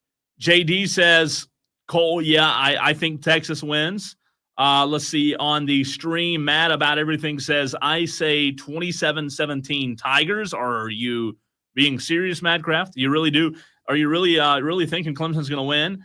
Rowdy Tiger on Twitter says if Clemson plays all 4 quarters of football, we can win that game. Again, echoing what we just talked about. Yeah, but you need 3 games to play all 4 quarters. That's the problem. It is. And again, that's true. And it's not going to, that doesn't give you much hope. JD says, how about Dabo may have too much involvement in the offense that may hurt them as well. Mad says, this is the game Dabo dominates. Finally, in the playoff, he's got a whole month to get his squad ready. Dabo with time equals danger. Clemson will be a different squad. JD, what are you basing that off of? There's been that rumor all season long that Dabo was too involved in the offense. Talking about the Georgia game and then saying, oh, by the middle of the season, they finally let Garrett Riley take the reins. I've yet to see anything that puts any basis of fact in that statement. If you've seen something that I haven't seen, please tell me. But I haven't seen that. That is a supposition from fans. Yeah, I think it's been discussed. Again, I think it's more of a what if. But speaking of what ifs, Cole, here, if Clemson does win this game and it's not on a miracle late second field goal in a low-scoring game, or even if it is, it really doesn't really matter. But if Clemson wins this football game, and especially if they win it convincingly, does that change the entire narrative about Clemson this season and about Dabo Swinney and the direction of this program? I mean, Dabo said it in his press conference, yesterday or the day before, that said, people want me to change. But guess what? I haven't changed, and I'm still here. I'm in the playoff. If they beat Texas, my opinion is yes. Yes, it does change the narrative. For me, Diesel, them beating SMU in the ACC championship game, Diesel, does not quantify that being a yes. However, to answer your question, if they beat the Longhorns, then yes, I believe it does change the narrative because this is an SEC team. It's a premier program. It's an elite coach at the highest level, and Texas has NFL players all over the field, So I think it does. Josh on the Facebook post from earlier today said Texas will boat race us. Danny says we will need perfection. Let's see. Dwayne says if you get our defense mind mentality right, we might have a shot. Chris says you better be working on tackling all week because that was an Achilles heel. If you're a defensive coach, you're screaming at the TV the way Clemson tackled on Saturday. Yeah. Chris says Quinn is banged up. Couldn't advantage Clemson if the secondary can hold up long enough for us to get to the quarterback. Homecoming game for Cade, we shall see. That is interesting. You said yesterday that these two players, that Quinn Ewers and Cade Klubnik, played each other in the state championship game. 2 years ago? 2020. 2020. Yep. God. 4 years ago? Yeah. So Cade played in the state championship 19, 20, and 21 with Westlake. I saw him play in person. I was on the sidelines for the 21 game. I swear, I think I've seen this right. Quinn Ewers game? No, I think the Quinn Ewers game was the 2020 year, and I think 2021 was Westlake versus somebody else. I was there for that one. I wasn't there in 20, but I'm 99% sure that the game I saw in person was not Cade versus Quinn. I think that was a year before in 2020. Was that what classification were those schools? 5A? 6A. 6A, as big as it gets, right? I believe it. I believe it was the highest classification. Okay. Yeah, Westlake High School is the highest classification in Texas, and it was a late night game. They have 2 divisions in each, so I think they have 12 total championship games. Oh, wow. Because each classification has Division I and Division II, so there's 12 games over 3 days. Why don't those two play each other? I don't know. It's a good question. Cam in Boiling Springs chimes in on the text line. He says Texas beats Clemson by at least 3 touchdowns. Ooh. Woo! I don't know if Cam's a Gamecock fan or not, but so let's argue the other side of that coin there. What if Texas beats Clemson by a touchdown or less? So Clemson, as the 12 seed, would have played at times in the season #1 team in the country, #2 going into this thing. No, what did they fall to? Did they fall to 3? Who's that? Texas. Their top 25 rankings. Either way, yeah, they will have played a top 5 team on the road in a playoff game at their home stadium and played them to within a touchdown. Sure. In a year where Clemson and their running game was severely hampered. So if you're able to keep it within a touchdown against a team that is going crazy on NIL, I don't know how hard Texas hits the transfer portal again. You don't really have to hit it super hard when you're recruiting a lot of 4- and 5-star guys. I think that would be a tremendous coaching job by Dabo Swinney, and it may get us to a point, Cole, where you and I have to eat some crow. Yeah, if they keep it within 7, I think so. I think that's a very good statement to go out there and hang with them. If they beat them, it's like, you know what, Dabo, we were wrong. Yeah. Do things your way. It was just a down year. That's all it was. It was just a down year. You know what you're doing. I'm going to shut up about it, and we just won't talk Clemson football. I think I think that's fair. I think if they do beat Texas, I do think we have. I was talking to a friend of mine this morning about this, Diesel, who's a Gamecock fan, and people respect Dabo for standing in what he believes in and doing it his way. People respect that. However, if that never translates to winning on the highest level, that's where there's going to be problems. However, to your point, if Clemson goes and takes down Big Bad Texas, the SEC, one of the best teams in the SEC, I 100% think the narrative's gone. It shifts. We have to give him his flowers. I know it's just one game, but with the lack of depth at running back and the uncertainty of going of how you're going to run the football going into that game, Diesel, I think if they can pull this out, this is one of Dabo's biggest wins of his career. Does it also blow a big old hole in the side of the boat of the SEC dominance conversation? If Big Bad Texas goes down to a 12-seeded Clemson, with no running game to speak of, does that do much to squash this idea that the SEC is far and away elite? I mean, like, to some it will. I mean, Madcraft. Yeah, well, to Madcraft, it's already been done. Matt, you know what, Matt? Are we sure that Madcraft is not Danny Cannell? We've never seen them in a room together. Oh, are we sure that Madcraft and Danny Cannell are not the same person? I like that. Yeah, it's going to be fascinating to watch and see what happens. Who was it earlier? I believe it was Russman who said that the results of this game really does show us where Dabo Swinney is in his career. This is certainly a litmus test for his career, and I wouldn't say that it would cause a change in other coaches. But Cole, we've talked about, why is Dabo Swinney the only one, or at least the poster boy for not using the transfer portal aggressively and really trusting his guys and getting them on the back end and rewarding their success and rewarding their patience and longevity with the program with NIL money? Why have we not seen other programs try the same thing? No, it's interesting. And if other programs are trying the same thing, why are we not hearing about it? Why is Dabo essentially on a rock in a raging river by himself? Couple of texts before we run to a break. Tyler B says, sorry if you've already covered this. I don't get to listen a lot during the holidays, but I was curious of what you think about Tennessee versus Ohio State. We talked about it yesterday briefly. We said it was going to be a very good matchup. I think that Tennessee has a really good advantage right now with Ohio State kind of having to play for everything. Texter says, 2021 6A Division II championship, and another texter says the same thing. Caden Westlake won 52-34. So texter, was 21 Cade versus Quinn though? Because if it was, I was there. I just thought for whatever reason Cade and Quinn were 2020. But texter says Texas can move the ball between the 20s, but they can't score. Texter says, I disagree if they beat Texas. Texas really didn't play anybody all year, so I don't think they're as good as their stats look.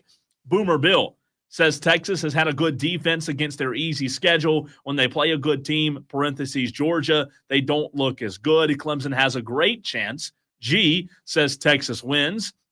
Cam says the SEC is average at best this year, but they still are good enough and stronger than Clemson. They're 0-2. BS the schedule this year, says Cam. I wouldn't say average at best. They're just not head and shoulders bigger, better, stronger than everybody else. They don't have an elite team either.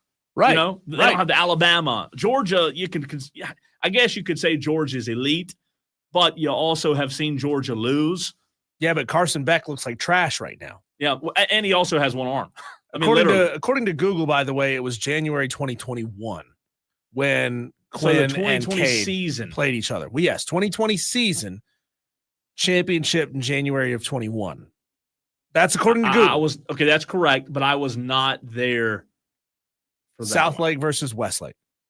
I don't think I moved to Dallas until the fall of 21. Is there a North Lake and an East Lake? Are they good? Yes, they are. They're very good too.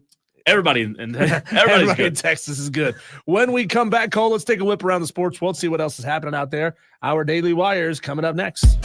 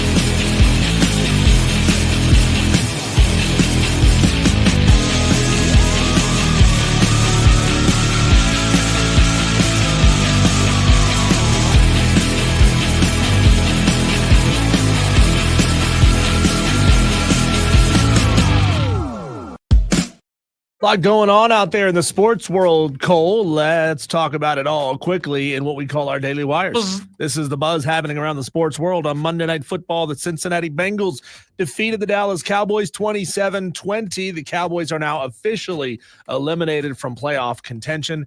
And, Cole, I couldn't tell if it was the slightly moldy bread that I ate or if I accidentally took some hallucinogens or my dog's medicine because the game looked funny. The Simpsons cast. Yeah, I didn't watch it, but the Cowboys are going to cowboy and lose on the most cowboy way possible. I don't know if you've seen this yet. You Tolos, maybe who didn't watch the game. Down a touchdown, fourth quarter, getting the ball back. Cincinnati's punting Diesel. Dallas blocks the punt. And what normally happens when you block a punt? The ball goes that way. However, Dallas blocks the punt, and the ball goes this way toward the first down marker. Hits a Cowboys player. And the Bengals fall on it for a first down. Most Cowboys thing just ever. The way we drew it up. Unbelievable. Jerry Jones about that said, maybe we shouldn't try to block a punt. Great. Jerry, just shut up. Just shut up. I mean, come on. And if Cole, it couldn't get any worse, Dallas Cowboys linebacker DeMarvion Overshown had a triple tear in his right knee, ACL, MCL, and PCL. Number 2. And that's going to be a long, long time, Cole. I wonder if he even come back from that. Well, this is the second time it's happened. He is one of the best linebackers, up-and-coming linebackers. Shredded would be the word. Yes, had a huge, bright future, and now that is brutal loss. Staying with the NFL, T. Higgins has failed to reach a long-term deal with the team in each of his past 2 off seasons and is now playing on the 1-year franchise tag. But in his post-game news conference, Joe Burrow said that he believed the team will find a way to keep T. Higgins around, saying, quote, those discussions are ongoing. I'm confident that I think we're going to do what it takes to bring T back. Diesel, I watched that. At what point did you say, just go? Well, here's the problem. He's too good. I watched that game. They're 5-8. There's too much talent on that team to be 5-8. Zach Taylor has got to be fired. Point blank, period. They're too talented. Georgia quarterback Carson Beck injured his right elbow when he was hit while throwing on Saturday's SEC championship game against Texas and is exploring treatment options with doctors. The university said in a statement there was no timetable for Beck's potential return. It's good news that this is coming out after the College Football Playoff Selection Committee made their selections. Otherwise, they had already set the precedent that when your starting quarterback goes down, you got to pull him out of the playoff. True. Maybe they did that on purpose. Yeah. Really, really interesting there, Cole. Let's see. Duke starting quarterback Malik Murphy plans to enter the NCAA transfer portal. And Grayson Loftus now, the backup. And Grayson Loftus. Murphy threw for a school record 26 touchdown passes in leading Duke to a 9-3 record. He's definitely going to be sought after in a big, big way. He'll have 2 years of eligibility remaining at his next stop. He told ESPN that he would not play in the Gator Bowl matchup with Ole Miss. So, God, this is going to be a name your score game for Ole Miss, depending on how many players they lose, because who knows? It's Lane Kiffin's team. Sometimes they lose a lot of players. Wisconsin quarterback Tyler Van Dyke is also entering the transfer portal. A source told ESPN's Pete Thamel on Monday. The fifth-year quarterback appeared in 3 games this fall during his debut season with the Badgers before sustaining a season-ending injury against Alabama on September 14th. Van Dyke was a 3-year starter at Miami from 21 through 23, has just shy of 8,000 career passing yards and 55 career touchdown passes, and will enter the portal with 1 year of eligibility remaining. Why leave? Money? I don't know. Maybe the conversation. Maybe he's saying I've been hurt so many times, I'm not gonna make it in the NFL. Could be. I'm not gonna make generational money in the NFL. Might as well see if I can squeeze another $150K out of some team that will give me the money, even though I've been injured.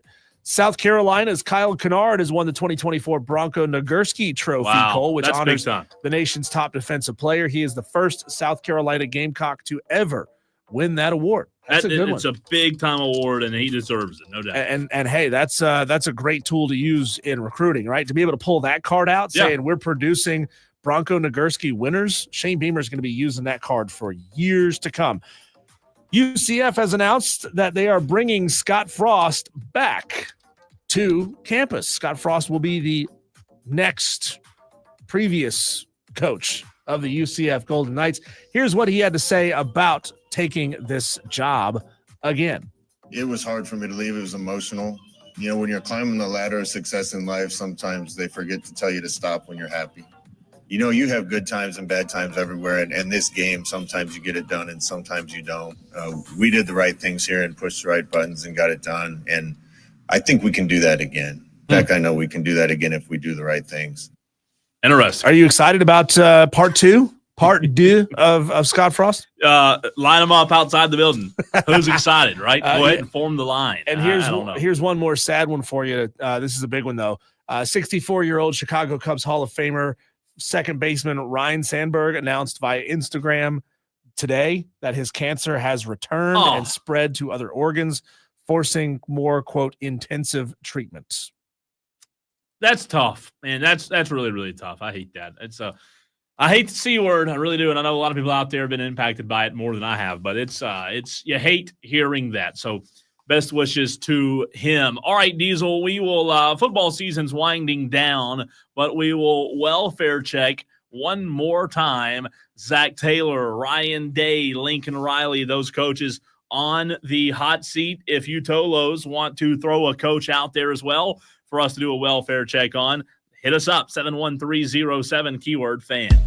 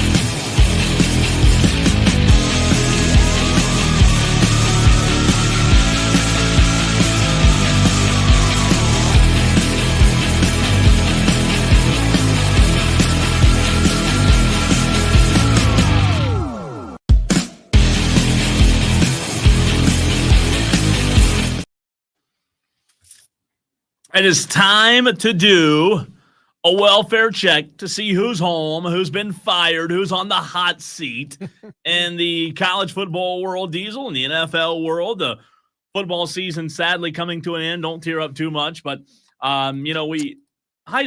football season in general is just great for us because we have all these guests on every week and these segments, and you get so much interaction. But it's almost New Year's. What do our Tolos do when the NFL is done and college football is done? I don't want to talk about it. You're like, it's never done. I don't want to talk about it. There's no such thing as an offseason. You got to diversify. Football's what you're the into. best, though, man. You start talking highlight on this show. Yeah, we'll never talk wrestling. That's true. That's true. We do agree on that. Very soon we'll be talking a lot of basketball, college basketball, baseball coming up in a few months. So it's going to be fun. But if you're a football junkie like me, it does make you a little bit sad. I'm glad that college baseball is finally truly catching on as a mainstream sport that people will talk about. Well, it helps when your teams are good. Well, that's true. That's true. Helps a little bit. We are in a target-rich environment of good baseball programs where we are right now. We definitely are. All right, let's sound the siren. Let's do a little welfare check on the hottest coaches in the game. Zach Wofford on the YouTube stream says, I don't care what people say but James Franklin needs to be on the hot seat at Penn State because he can't win the big one over there.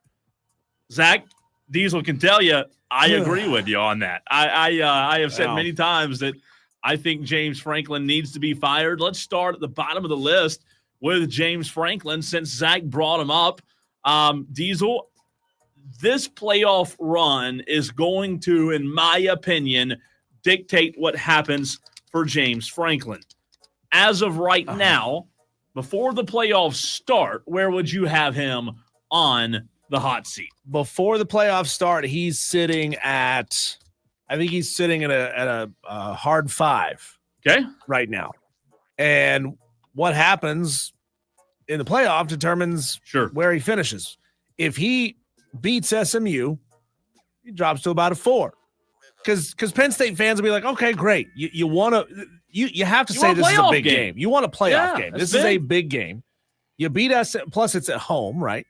If you lose, bam, you're fired. I think you're fired. Whew. All right, now I'll say this. Am I wrong?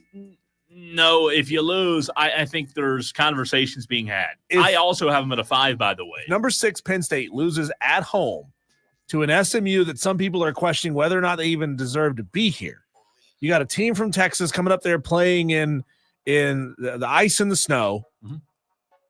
You can't lose to them. You cannot lose to them. However, on the flip side of things, Diesel, if you had to choose a road in the college football playoff, you would choose Penn State's road because they could beat SMU. And then guess who they'd have after that in the second round? They'd have Boise State. They beat Boise State. Diesel, you're talking about James Franklin making me, Cole Bryson, eat a lot of crow. And I'm in the third round of the postseason, says James Franklin, playing probably Georgia or Notre Dame, just as much as, and I agree with you, by the way, just as much as a first-round loss to SMU would make his seat really, really hot. If they somehow, some way, Diesel, knock off SMU and Boise State, they go horse hunting to the third round of the postseason, the story, the narrative on James Franklin completely flips in my mind. I'm not so sure about that. Really? You went 2 playoff games? I'm not so sure about that because Penn State fans are at that point where they've had enough. They're not quite as crazy as Ohio State fans because it's nuts to say let's fire Ryan Day for not beating Michigan.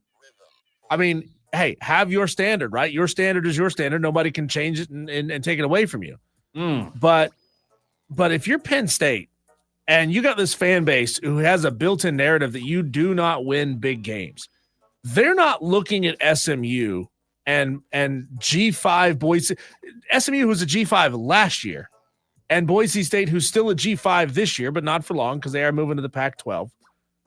If you can't get through those two teams and then finally beat a team that they respect and fear a little bit in Georgia or whoever it may be, Georgia, Notre Dame, Indiana,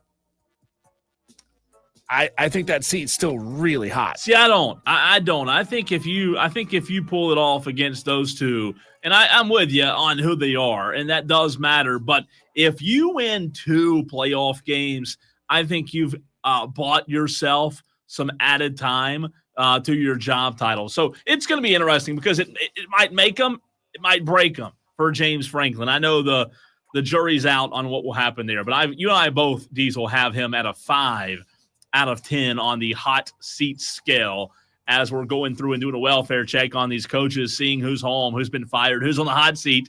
Let's go to the NFL. Zach Taylor. I just talked about Zach and the Cincinnati Bengals. Diesel. At the end of the day, I know Jamar Chase has been holding out. I know T. Higgins is going to demand a lot of money. I know you just paid your defensive lineman a ton of money, but you have Joe Burrow. You have some of the best players in the NFL. You should not be 5-8. You should be competing for a Super Bowl year in and year out. I think the seat of Zach Taylor should be at an 8 out of 10, and it's time to make a move, to make a change in Cincinnati and bring in a coach that can have this team in contention year after year. No, you're not wrong. I mean, you have to be able to make hay while the sun is shining, right? And you've got as many pieces as you're possibly going to have on a team that has made deep runs over the past couple of seasons. Joe Burrow getting hurt notwithstanding, you have to be able to win with this team because, I mean, people of Cincinnati know it can go away from you real quick, and it may be a long time before you get it back. Yeah. So you win while you can. Hopefully you can find some pieces to sustain things long-term for another 3, 4, 5 years. But, man, if your head man can't get it done, you got to look elsewhere. And it was Trey Hendrickson, who I was talking about at defensive line, who is the NFL sack leader at the moment. Diesel, he just got paid. He's about to demand a lot more money. And not to get off on a tangent here, but what we're talking about now is the biggest problem for franchises in the NFL, Diesel. You have Cincinnati and Dallas in 2 very similar situations. You pay your big 3 all of this money, and you have nothing else to disperse. Cowboys pay Micah. You're going to have to pay him. You just paid CD. You paid Dak. Cincinnati, you paid Trey Hendrickson already. You're going to have to pay T. Higgins and Jamar Chase, the holdout, and Joe Burrow. So the moral of the story is in the NFL, you're strapped if you go and pay those top 3 guys. And it's just very interesting how similar the situations are in Dallas and Cincinnati. You don't have a situation like you have in Washington where you have all this money freed up because your roster right now isn't eating up your salary cap. Yeah, this is the hard part about having so many of these big-time players all with the same very small number of agents. These agents are phenomenal at getting more money out of these franchises. The problem is they've got other dudes on their rosters. I'm talking about both the teams and the agents who they know they're not going to be able to get paid because the team is spending too much money on their biggest stars. I mean, you would hope and you would wish, Cole, that somebody would pull the agents aside, who would pull the players aside and say, hey, what are you really here for? You here to get paid, or are you here to win? And still get paid a tremendous amount of money. But if you were willing to take a little bit less, we would have a better team around you. Like, wouldn't you rather get paid and win? Like, what's the difference between making, $8 million a year versus $9 million a year? Would you rather give up that extra $1 million to put another win or 2 on the schedule? It's wishful thinking. I'm with you. I wish it would happen. I don't think it's going to. But selfish is what. Well, it's the market that's told these players what they're worth, and now it's just continuing to climb, and we're never going back. I mean, it is a tough place to be in. You almost have to take I know this sounds crazy. This is building rosters the NBA way. Well, this sounds absolutely ludicrous, but you almost have to be in the situation Carolina's in. With a quarterback that's not costing you anything. Yeah. You can go build this roster around you, keep a quarterback that sucks, and then one day when you can go get a quarterback that can lead you to a Super Bowl, maybe you can change that. So I'll go Zach Taylor 8 out of 10. I think Zach's got to be gone. So you're saying you need to build up a great team and then bigger, better deal your quarterback? Sorry, Bryce. We appreciate you getting us to the 10 win. Yeah, mark. well, we need somebody who can take us to 14. Adios, Bryce. Peace. This one's going to be fun. By the way, Buckeye Mike, who just texted in, I'm sure that he will have something to say about this next one. He says, unless you're Cincy, you don't know it's ownership and idiot GMs, not the coach. Build a dang defense. We support them like no other fan base. And again, Michael, you're not wrong, but I hate to do this to you. We're going to go back to back in Cincy, in Ohio, rather. Ryan Day. You talked about how crazy it would be to fire him, Diesel. Very similar situation with James Franklin. Now, compared to what happens a week and a half from now, is a lot different of a story. I believe if he loses in the first round to Tennessee, Ryan Day will be fired. I believe that. But right now, I think he is at a solid 7 out of 10.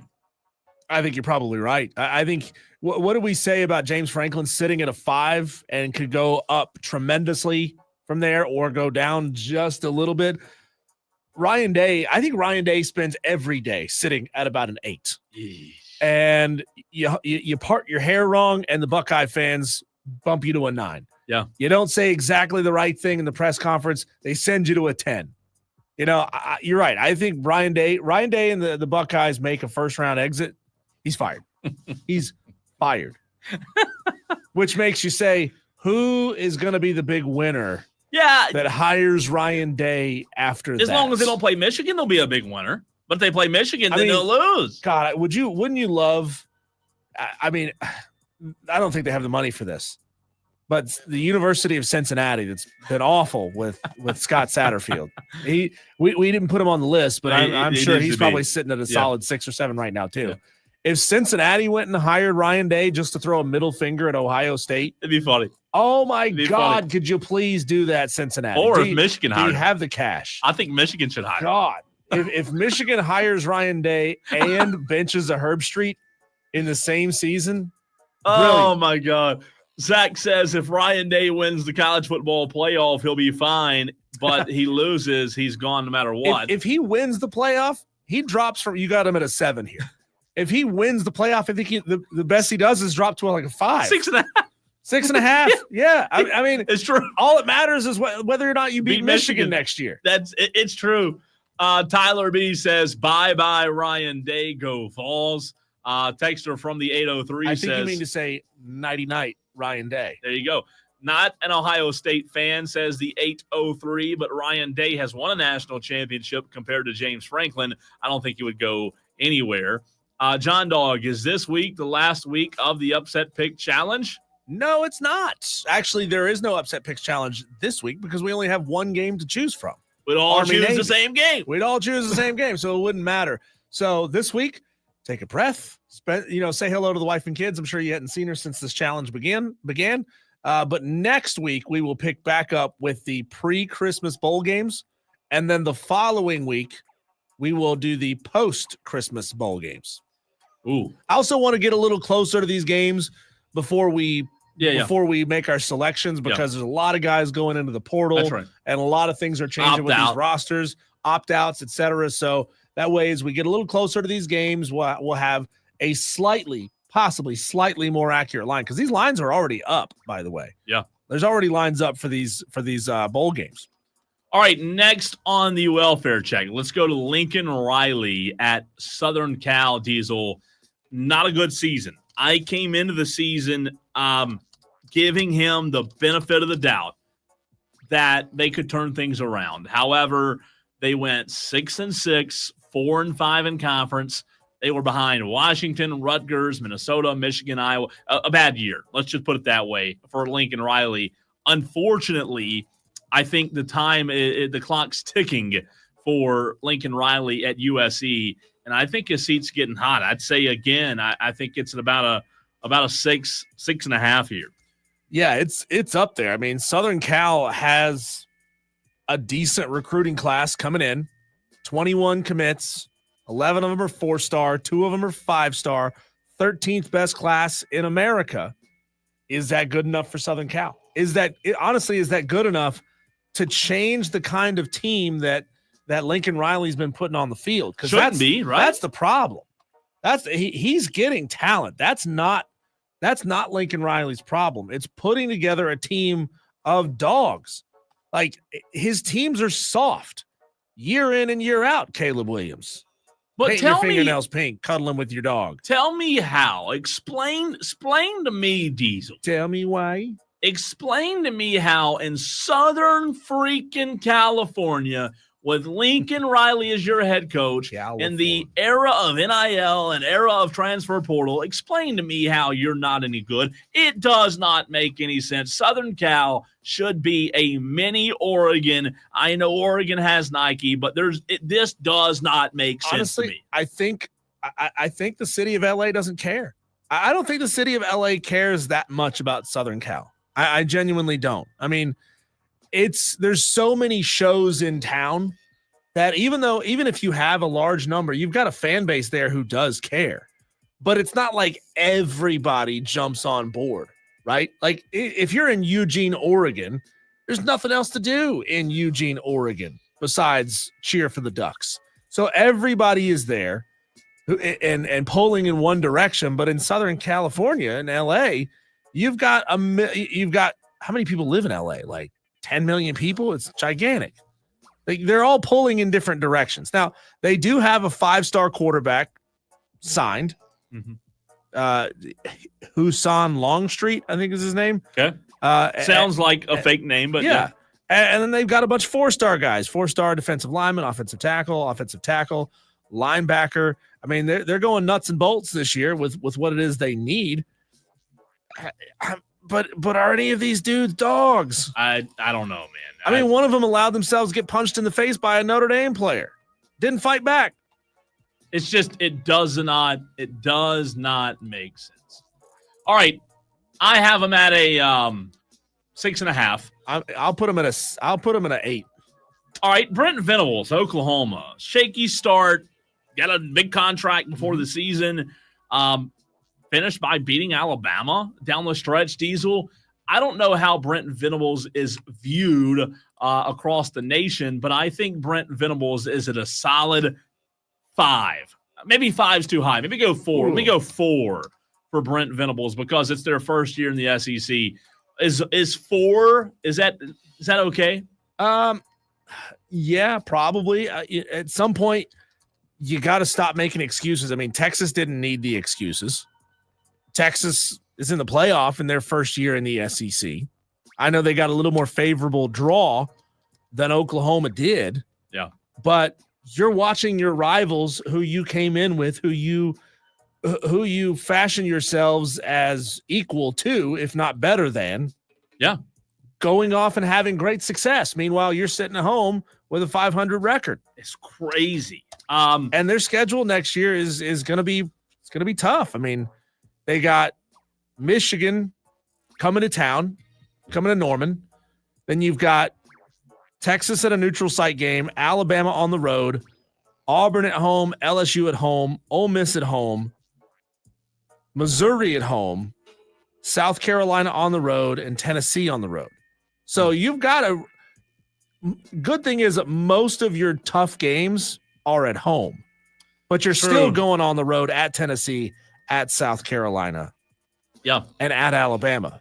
That's tough. Fat Paid on the text line trying to get us a little jumpy here. He says, thoughts on Lenoris going to Auburn? Fat Paid, good try there. But I don't believe you one bit. So good try. I'll give you that. All right, running out of time. Let's run through these 4 remaining. Mike Norvell, Diesel. Things didn't go well. I think his seat's hot. I think it's at a 6. I think he's at an 8. Oh, I think he's at an 8. Like, look, this is a what have you done for me lately?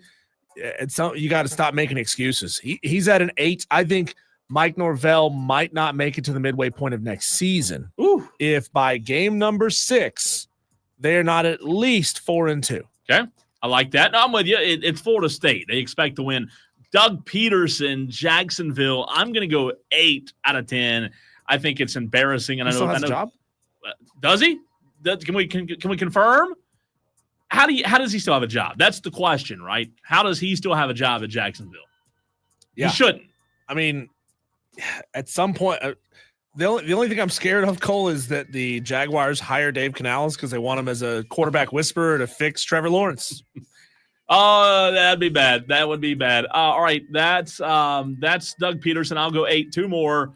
Mike McCarthy with my Cowboys. I think he's at a solid 6. I don't think he should be fired. I think he's a good coach. I think he would be the scapegoat if he were fired, Diesel, but I don't think this season falls on him. Jerry did not give him the resources needed in the offseason, and I think that's on Jerry more than it is Mike. Well, I think Mike is at a 1 because he knows it's coming. Oh, right? Like he knows he's getting fired at the end of the season. The likelihood of him being retained is very, very low. Or let me rephrase that, re-signed is very, very low. I think Mike knows he's done. And honestly, like if I'm Mike McCarthy, I know that you're at a storied franchise, one of the most recognizable logos in sports history. But at some point I say, you know what? I just want to get the hell away from Jerry Jones. I don't want to be here because he's Mike McCarthy. He's going to get hired somewhere else. You know what's interesting? How about Mike McCarthy to Cincinnati Bengals? I think it'd be a great hire. What's interesting, though, is today on the 10th of December, I think McCarthy's back next year. I think he is.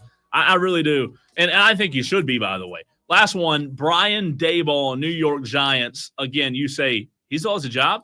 It's a disaster. I mean, a total disaster. Now, I think that's the one you look at and say, okay, he's definitely gone, Diesel. I think that thing is 9 out of 10, 10 being the boot that kicks him on the way out.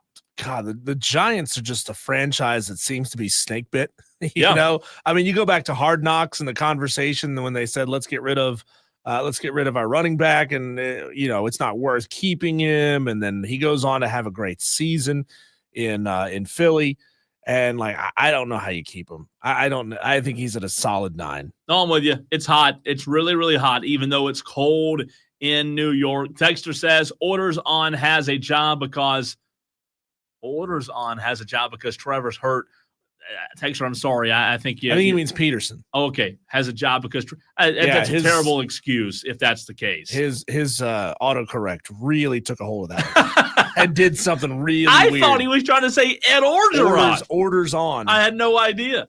Yeah. I had no idea there. That's funny. But there's your welfare check. There you go. That's your welfare check here on December 10th, 2024, Cole. When we come back, there was a really fascinating conversation on Crane & Company. We bring on Jake Crane fairly regularly on this show. And he's he's saying that the SEC coaches and ADs like Shane Beamer, like Lane Kiffin, like Alabama's AD, they're bitching and moaning about the wrong things. That's next. We'll talk about it.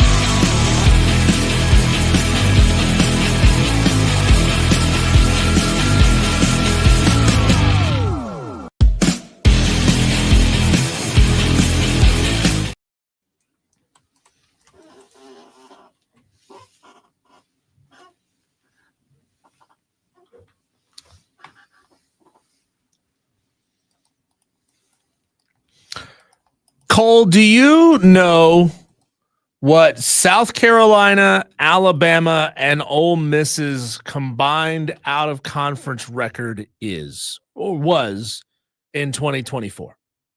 South Carolina, Ole Miss, and Alabama's combined out-of-conference record. Yeah. I'll make it easy for you. Give you the answer if you want it. Yeah, it takes me a while. Undefeated. I was going to say close to one loss. Undefeated. So tell me why Greg Byrne, the AD at Alabama, Shane Beamer at South Carolina, Lane Kiffin at Ole Miss, et cetera, are out there complaining about their strength of schedule being too difficult, and we're just going to schedule softer in the out-of-conference. We're not going to schedule Wisconsin anymore. We're not going to schedule Duke anymore.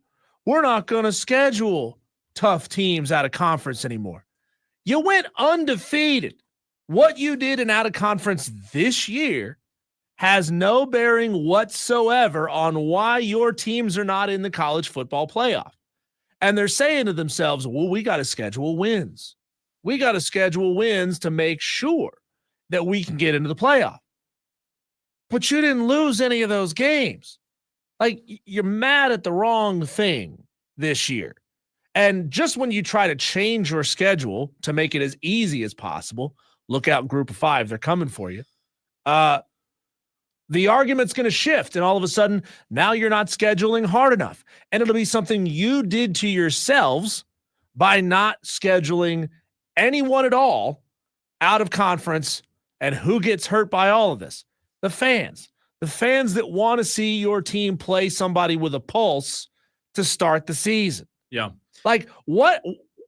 I thought these were supposed to be like the fiercest competitors in the program. Yeah. I thought these were supposed to be the hardest nosed, toughest minded, eat nails for breakfast, crap thunder, hard SOBs. And all of a sudden you're like, you know what? We'd rather play South Alabama. We'd rather schedule Southern Miss, who checks notes won one game this year.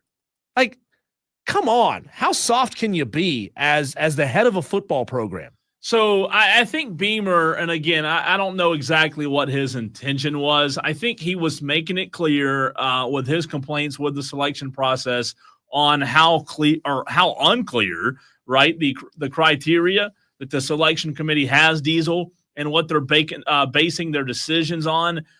Beamer, I understand his point, but I also hear you in the sense of it's not like they lost any of those non-conference games. In what way is win your conference and you're in the playoff unclear? That is as clear as it could possibly be. Win your conference and you're in. Yeah, and again, he talked about it. He said inconsistencies of what's important is the biggest problem. Then he went on to talk about when he was also mentioning the schedule.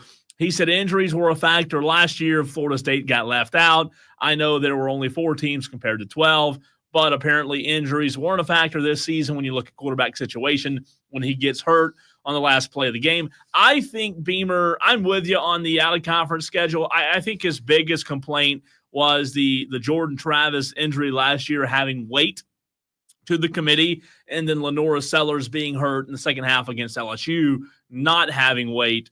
I would, again, I can't read his brain. I can't read his mind, but I would assume, Diesel, that was his biggest complaint. The strength of schedule, it is what it is. You can't change, to your point, you can't change the conference games. You can't change who you play and you know what year you play Georgia compared to what year you don't. So I understand that. A very interesting point was brought up on Crane and Company, and this is where this topic comes from. So credit to them and that conversation that they had.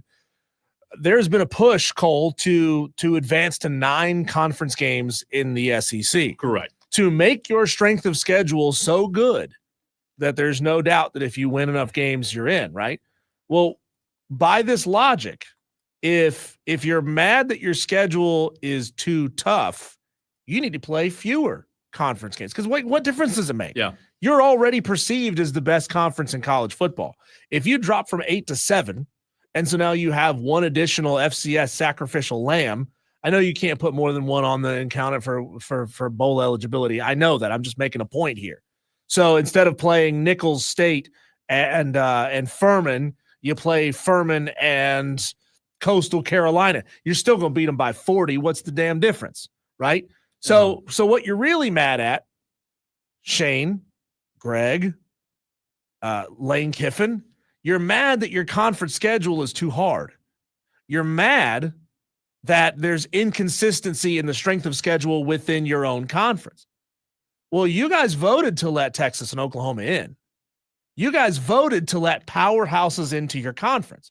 I told you this years ago before you even got into this situation, that you were going to have to get used to losing a couple more games more than what you're used to losing.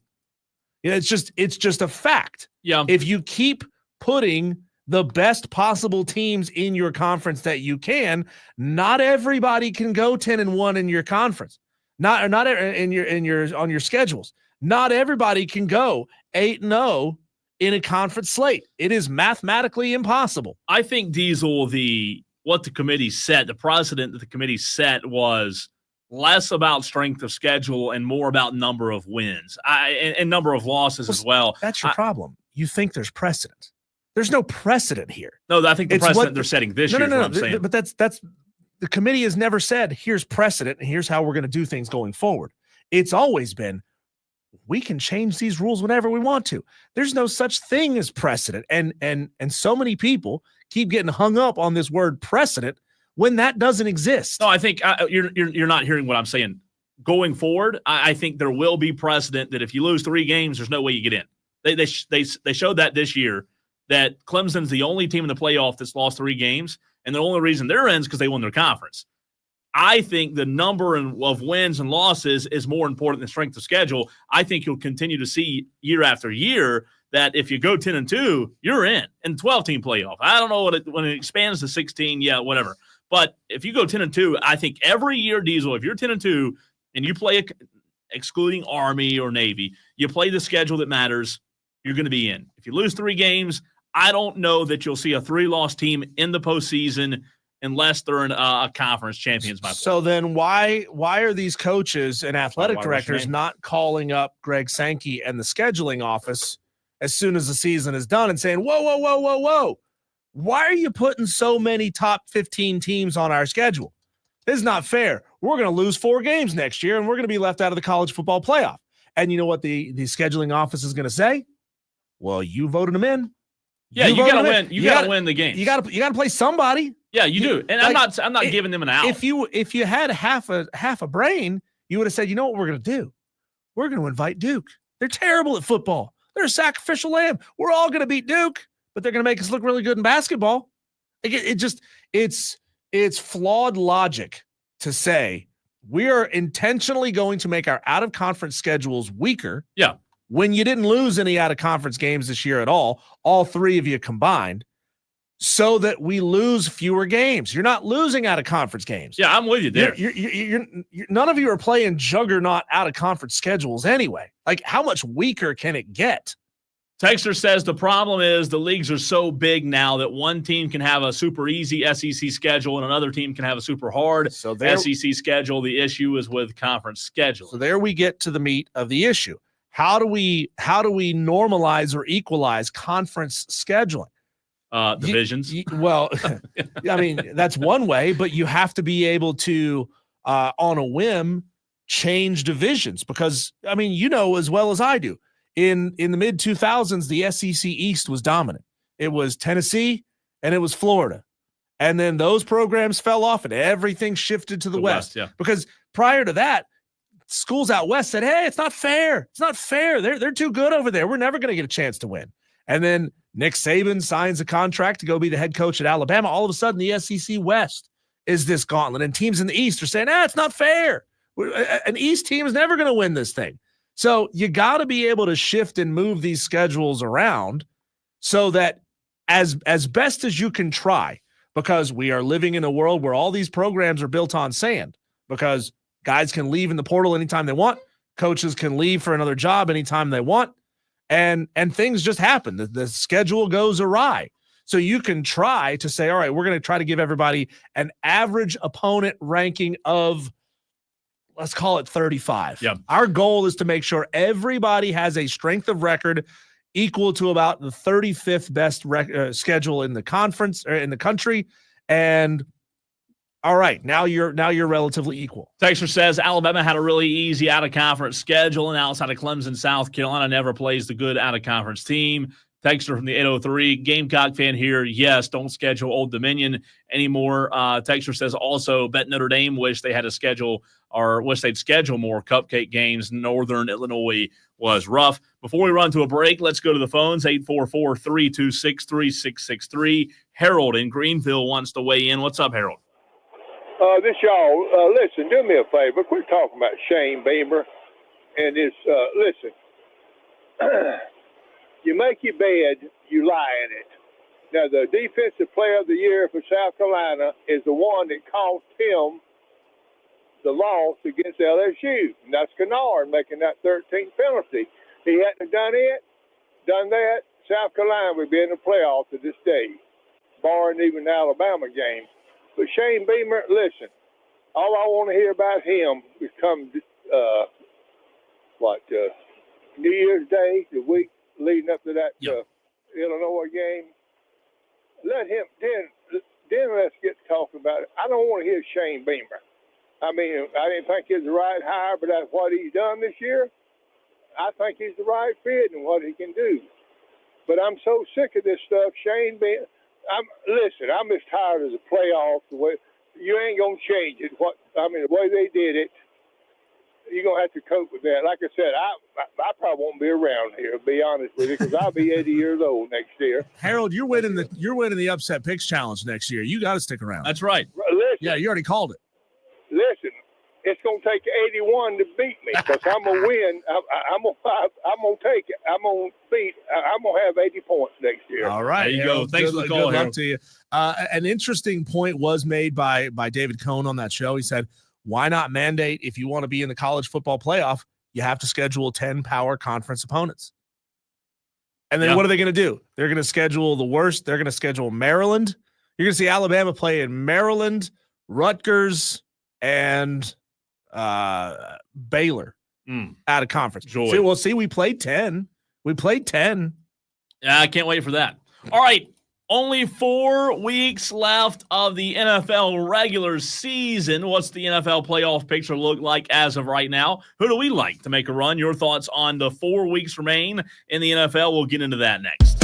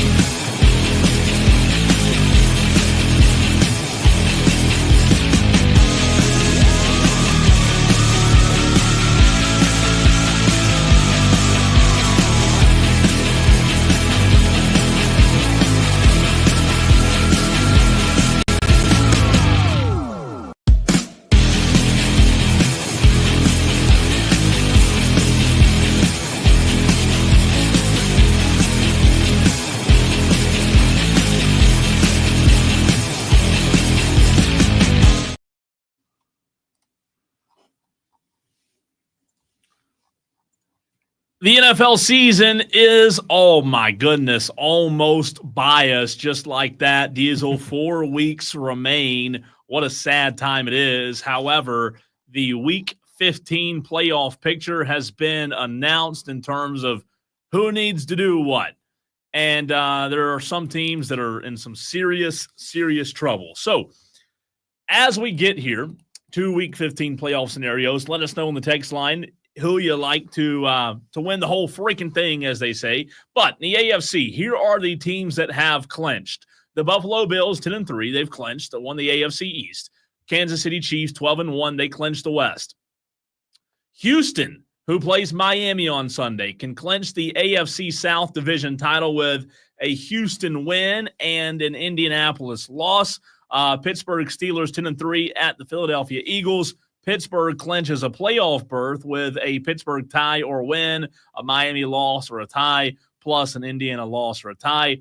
In the NFC, the two teams that have clinched are the Lions, who are 12-1, and the Eagles, who are 11-2. The Packers at Seahawks. The Packers will clinch a playoff berth with a Green Bay win and an Atlanta loss or tie, and a San Francisco tie.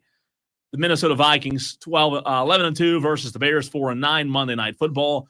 Minnesota will clinch a playoff berth with a Minnesota win or a tie, a LA loss or a tie, and a Seattle loss or a tie. The Eagles will clinch the NFC East with a Philadelphia win and a Washington loss or tie. Diesel, that is the Week 15 playoff scenario. I love the parity in the NFL, even though you have Patrick Mahomes on this 10th day of December. I don't know truly if there's an odds-on favorite of who you could put a lot of money on and hit in terms of who's going to win it all. I think this race down the stretch is going to be a lot of fun.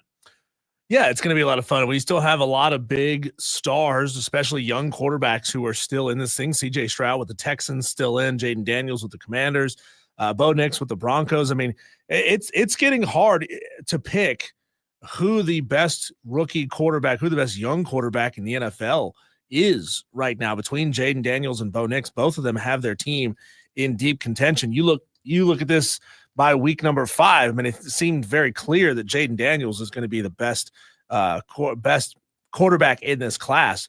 Bo Nix has made himself a case there. Really interesting scenarios coming down the pike, man. And the fact that, what we talked about earlier with the Carolina Panthers playing well against teams that have clenched their divisions or clenched their playoff spots and teams that are very much in the hunt to make the playoffs. I mean, the Buccaneers have a 71% chance to make the playoffs right now. The Carolina Panthers took them to the wire, needed a late second field goal to get that one done. That's certainly a positive for that team. Sure. And what's wild, Cole, is according to this, I know that they're all but eliminated, but according to this, the Carolina Panthers are still on the bubble. The bubble was close to bursting, but less than a 1% chance. Less than a 1% chance of making it there. I'll tell you what's interesting, Diesel. There are 5 teams that missed the NFL postseason last year: Denver, LA, Minnesota, Seattle, and Washington.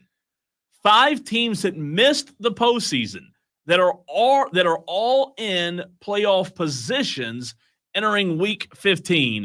Since 1990, a streak of 34 consecutive seasons, at least 4 teams every season have qualified for the playoffs after failing to make the postseason the year before. That's super interesting. But I think when you look at the storylines this weekend, Buffalo, Detroit's obviously very intriguing. The Lions already have a franchise record, 11 consecutive games, and lead the NFL with 32.1 points per game. The Bills are second in scoring offense.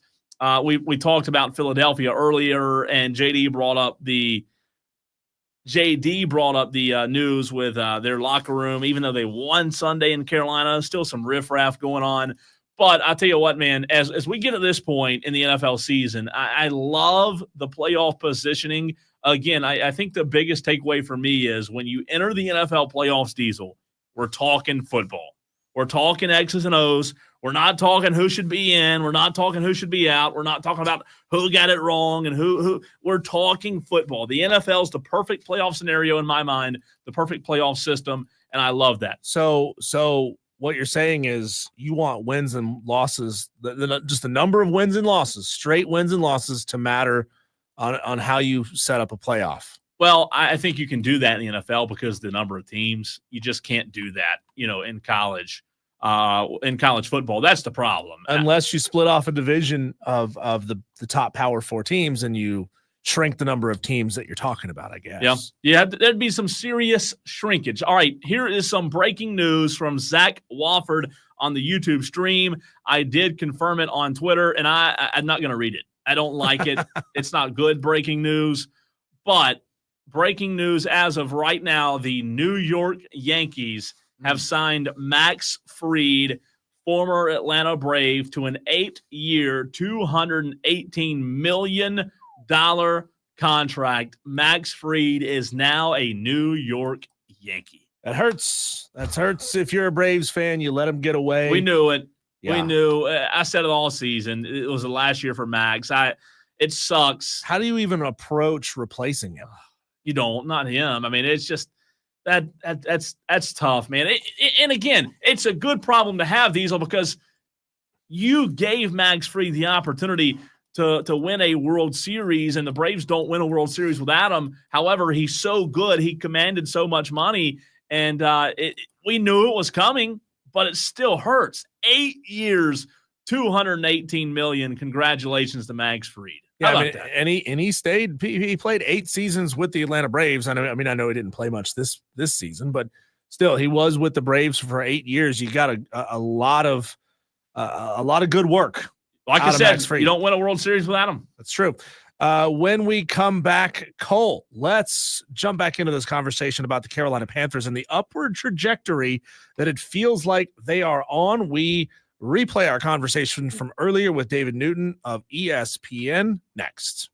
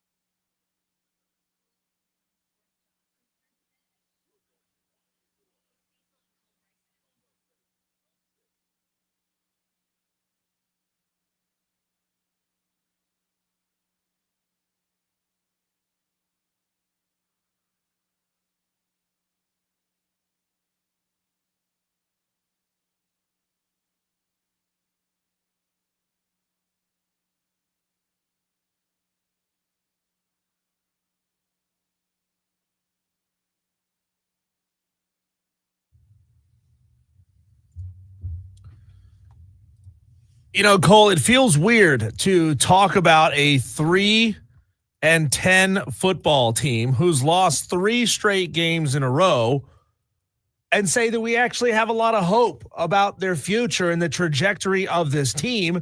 But that is absolutely true about the Carolina Panthers, something that I did not expect that I would be saying at any point in the season.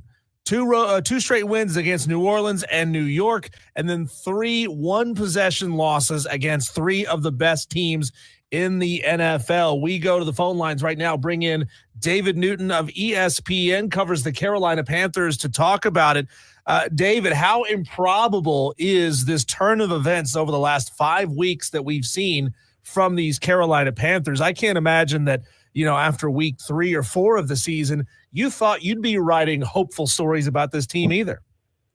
Yeah, it's about as improbable as the starting quarterback getting in a car accident and Bryce Young coming back and looking like the top pick of the 2023 draft should. You're right, but it did happen, David. As to Diesel's point, there is positivity. You know, when you talk about Sunday's game, man, against Philadelphia, I watched that game, and that was a heartbreaker at the very end there with Xavier Legette, David, having the opportunity to take the lead and a ball that he thought he thought he caught at the moment. Obviously, replay showed that it did hit the ground. Do you view Xavier Legette and the drops he's had as a serious issue, or do you think that's something he'll continue to learn from in his days in the NFL? Well, he's still a rookie, and rookies make mistakes, as we all know, and I think he'll grow from them, and he'll get better from them. I mean, he's had a hand injury. I know the coach said that really had no factor in the drop or the drops he's had lately, but you know, again, it was a big moment for Bryce. It was a big moment for Legette. Had it gone the other way, our conversation really would have been different. The last couple of weeks, there have been a couple of plays like that. If you look at it, Adam Thielen had a ball, and he felt like he did catch it in bounds 2 weeks ago against Tampa Bay. But as he reminded, had he made the catch the first time because he had to take a second stab at the ball, then there would have been no question about that. So even veterans, you know, have mistakes out there and cost teams games. So yeah, I think there's just a lot of positivity going around right now. Most of it centers around Bryce Young, and that's kind of why I said that as improbable as Andy Dalton getting in a car wreck, and all of a sudden now Bryce has been resurrected and looking like a good quarterback again, because who would have ever guessed that would have happened? Yeah, David, I was in the stadium for that game against Tampa, and it sure as hell looked like a catch to me. Even on replay, it looked like a catch to me. Looking straight down that sideline, I thought he had it. I can't believe that call got overturned, I believe, or upheld the way that it was. I mean, and to your point, Bryce Young's putting the ball on the money. You remember weeks 2, 3, 4, he was sailing passes. He was throwing him in the dirt. He was kind of all over the place. I've remarked that Bryce has kind of stopped treating playing quarterback in the NFL like it's a homework assignment. You know, this idea that I'm supposed to be smarter, that I'm supposed to outthink everybody, that I'm supposed to be so precise. Well, he stopped playing that way. He's out there having fun, and he's creating with his feet. Would you agree with that assessment? And you know, how have you seen Bryce's demeanor change in these past 4 or 5 weeks? Early season, man, he looked like he was on the verge of tears half the time. Yeah, and I think a part of it is, you know, during the time he was sitting and watching Andy Dalton, he didn't know if he was going to get another chance. I asked Canales the other day, yesterday, I said, if that car wreck had not happened, you know, what would we be looking at right now? And he kind of looked at me and said, you know, that it would be interesting to know because we don't know what really would have happened right there. So I know they were wanting to go with Andy a lot longer because they felt like they could be in contention for the division if they could win a few games and not get totally, you know, left behind. But again, going back to Bryce, he's kind of got a nothing to lose attitude out there, and he's just letting the ball rip, playing, having fun. The smile is back on his face. That's good to see. He's confident in his offensive line, and he can step up in the pocket. He's being really decisive. I mean, the decisive part, I think, is the one you can't overlook, not just on his throws, but on his runs. I mean, when he sees the play's not there, he doesn't hesitate to put his head down and take off. He's still got to learn to slide a little better, but he's just all around looking more like Alabama Bryce Young than he did, last year's Bryce Young.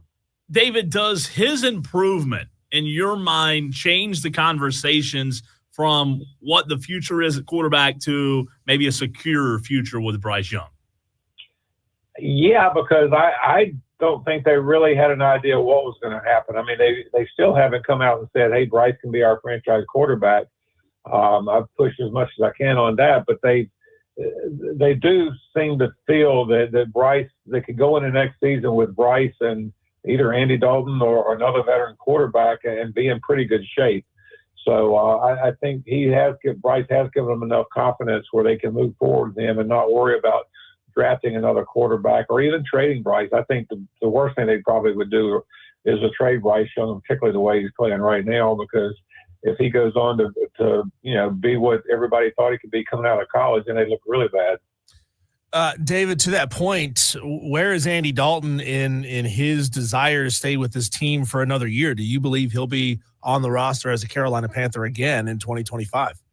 He wants to stay. He told me he wants to stay. If the team, sees that he can be that guy that could, kind of still be a mentor and still be a guy that could come in and help them win games after if Bryce were to get hurt or struggle some, I think he definitely would be here next year.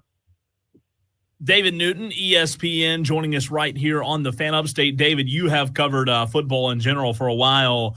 In your years of experience, how does a team that is out of playoff contention find ways to motivate the team and staff week in and week out down the stretch like the situation we're in now?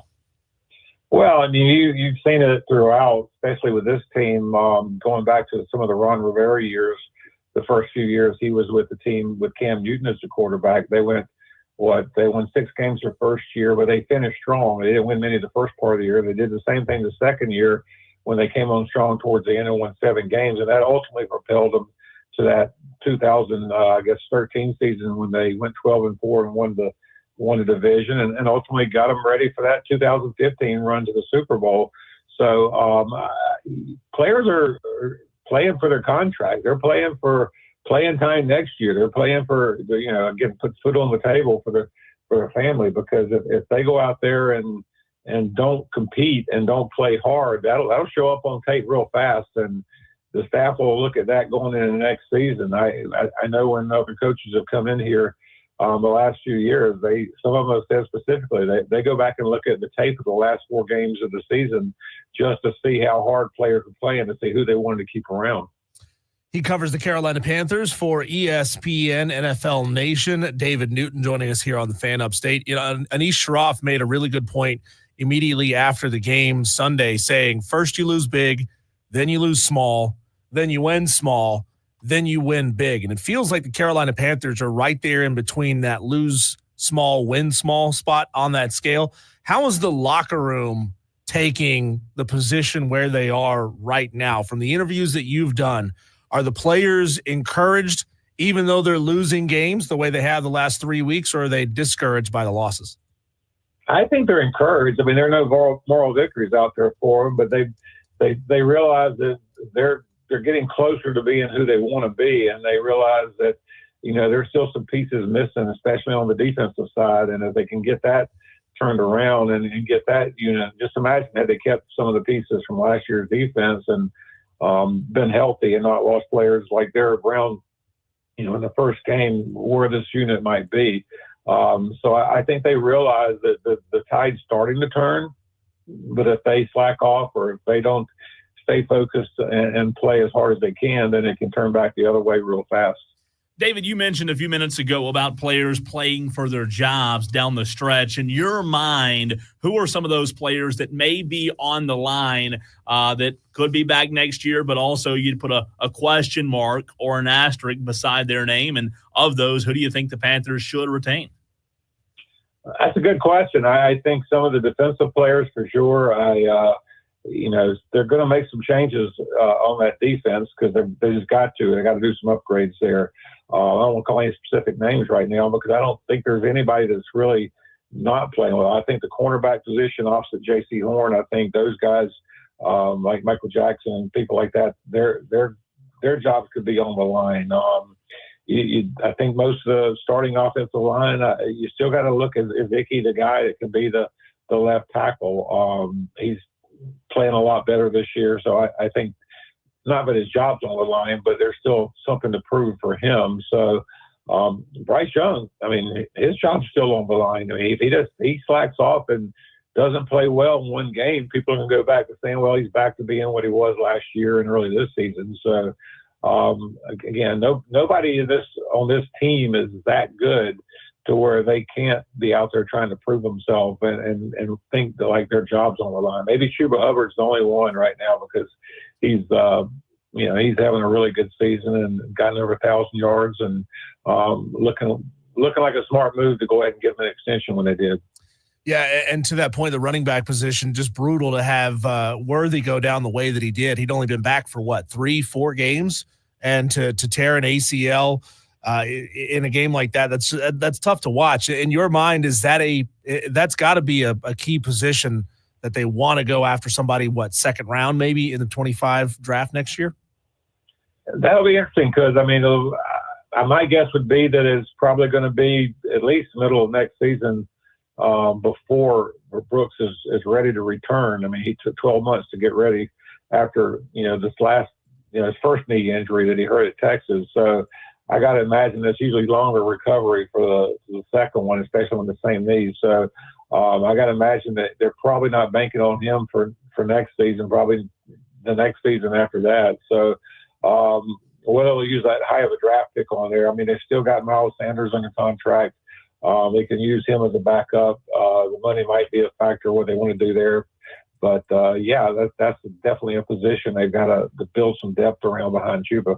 David, you have colleagues, obviously, that cover other teams in the National Football League. When you look at the Panthers' rebuild with Canales and Dan Morgan and them trying to get back to relevancy, who do you compare this organization to? I mean, you see a team not far north from Charlotte with Dan Quinn, who have had a very, very quick rebuild in year one, obviously have tapered off a little bit from the start that they had. But who would you compare the resurgence to when you talk about what ifs for the Carolina Panthers?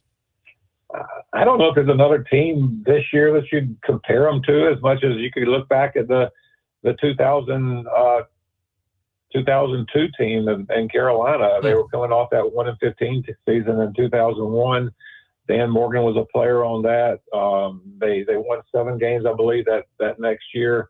And the next year they were in the Super Bowl, and they did it by building the way that Dan's trying to build right now. And I think that's kind of the model that he's using.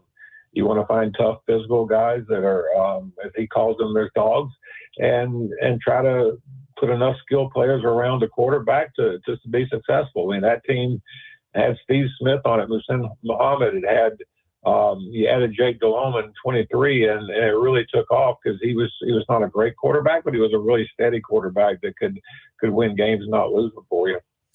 David, Cole and I have a bet based on the results of Sunday's Cowboys-Panthers game. He's a diehard Dallas Cowboy fan. He's wearing the star right now, which should be illegal in this market. But the loser has to let the winner use face paint and paint the logo of the winning team on their forehead while we do the following show. Who's going to be looking like the idiot with the logo on the forehead? Well, the good thing you're on radio, so nobody's really going to see it. Well, we're on a live video stream too. Okay, well, sorry about that. I apologize for missing that point. So I think either one of you has got a logo on your forehead is going to look pretty bad. So, this interesting. The Panthers, I don't know if you saw the story I put up today. They haven't been favored in the game since 2022. 33 straight games they've been underdogs. They're a favorite right now against the Cowboys. And so 2-point favorite. I don't think they're going to fall out of the favorite role. It'd be a big fall to go from 2 up to 1 down. So, the last time they were a favorite was back in 22, and they were favored against Pittsburgh at home, and they lost that game. So, I don't know. I can't really make a prediction on this one. I mean, I think Dallas has still got enough pieces where they can be dangerous. The Panthers may play down to their competition. If the Dallas is playing down to Dallas, that kind of says where things are right there, doesn't it? Yes, it does. David, my last question for you. Your thoughts on what has been rumored for a former NFL coach and Bill Belichick possibly heading to the college level to take the North Carolina Tar Heels job? Yeah, that's quite a turn of events. I didn't see that coming at all. And, the rumors you hear or the stories you read about, he's kind of setting up his son maybe to be the coach after him. I don't know if that's going to be the case or not, but to me, it shows just how much he missed being on the sideline and missed being around the locker room, and he wants to go out there and prove himself. It just still feels really odd. The guy, as close as he is to being the all-time winningest coach in the NFL, would go to the college ranks at the age of 72 because, if he wants to get back and get Don Shula's record, he's going to have to get back to the NFL. And winning games at North Carolina is not going to qualify him for that. So I find the whole thing kind of bizarre from both standpoints, from North Carolina's standpoint and from Belichick. But I think, again, it shows just how hungry both are to get out there and prove themselves. David, great stuff as always. We appreciate your time each and every time you join us right here on the Fan Upstate, and we look forward to talking to you again soon, man. Appreciate it, guys. Thanks. That's David Newton of ESPN. Diesel, what a stat. 32 straight games the Panthers have been underdogs. Yeah. I'm looking for his article on that now. I didn't know that, and I didn't see that until he said it. So that is just astronomical. That's a long time. Cole, when did Dak Prescott go down? After what game or during which game? Do you remember off the top of your head? No, I don't. Not off the top of my head. It's been such a horrible, trying to figure out season. Because the Cowboys are 4-2 on the road this season. Carolina Panthers are 2-5 at home. Now, obviously, the script has kind of flipped on both of these teams over the past 6-7 weeks or so. So I'm trying to figure out with Dallas how many of those wins came after Dak Prescott got injured. Maybe a couple. Because their most recent away games, they won on the road at Washington 34-26, and then at the Falcons 27-21. Lost at the Falcons, lost at the 49ers. And then you go back to that, you're back to week number 4 against the Steelers. And I know Dak was still there, was still active at the time. But, man, that's tough. And this whole Belichick thing, trying to set up his son to be the next head coach, it feels a little Game of Thronesy, doesn't it? It's interesting. It's like you're trying to put into contract and codify that your son will be taken care of as a head coach in a couple of years from now. We're gonna get into that at 6:20 right here on the Fan Upstate. So stay tuned for that. The Bill Belichick discussion. I did find the article though, Diesel, on ESPN.com by David Newton, and the first time since 2022, the Carolina Panthers are a favorite. Oh, my word. That was a 33 straight game streak as underdogs. Would that have been with Baker?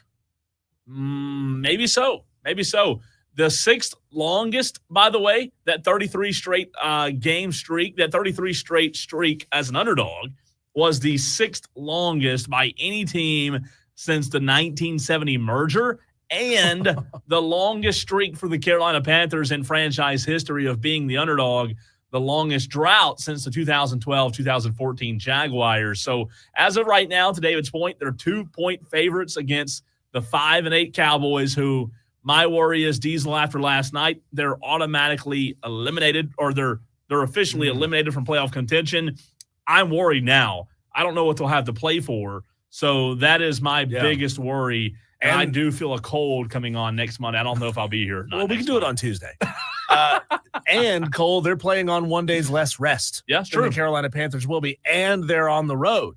If this was a game at Dallas, then we'd be talking about a different story. You know, you're not traveling, you're not losing a day for travel.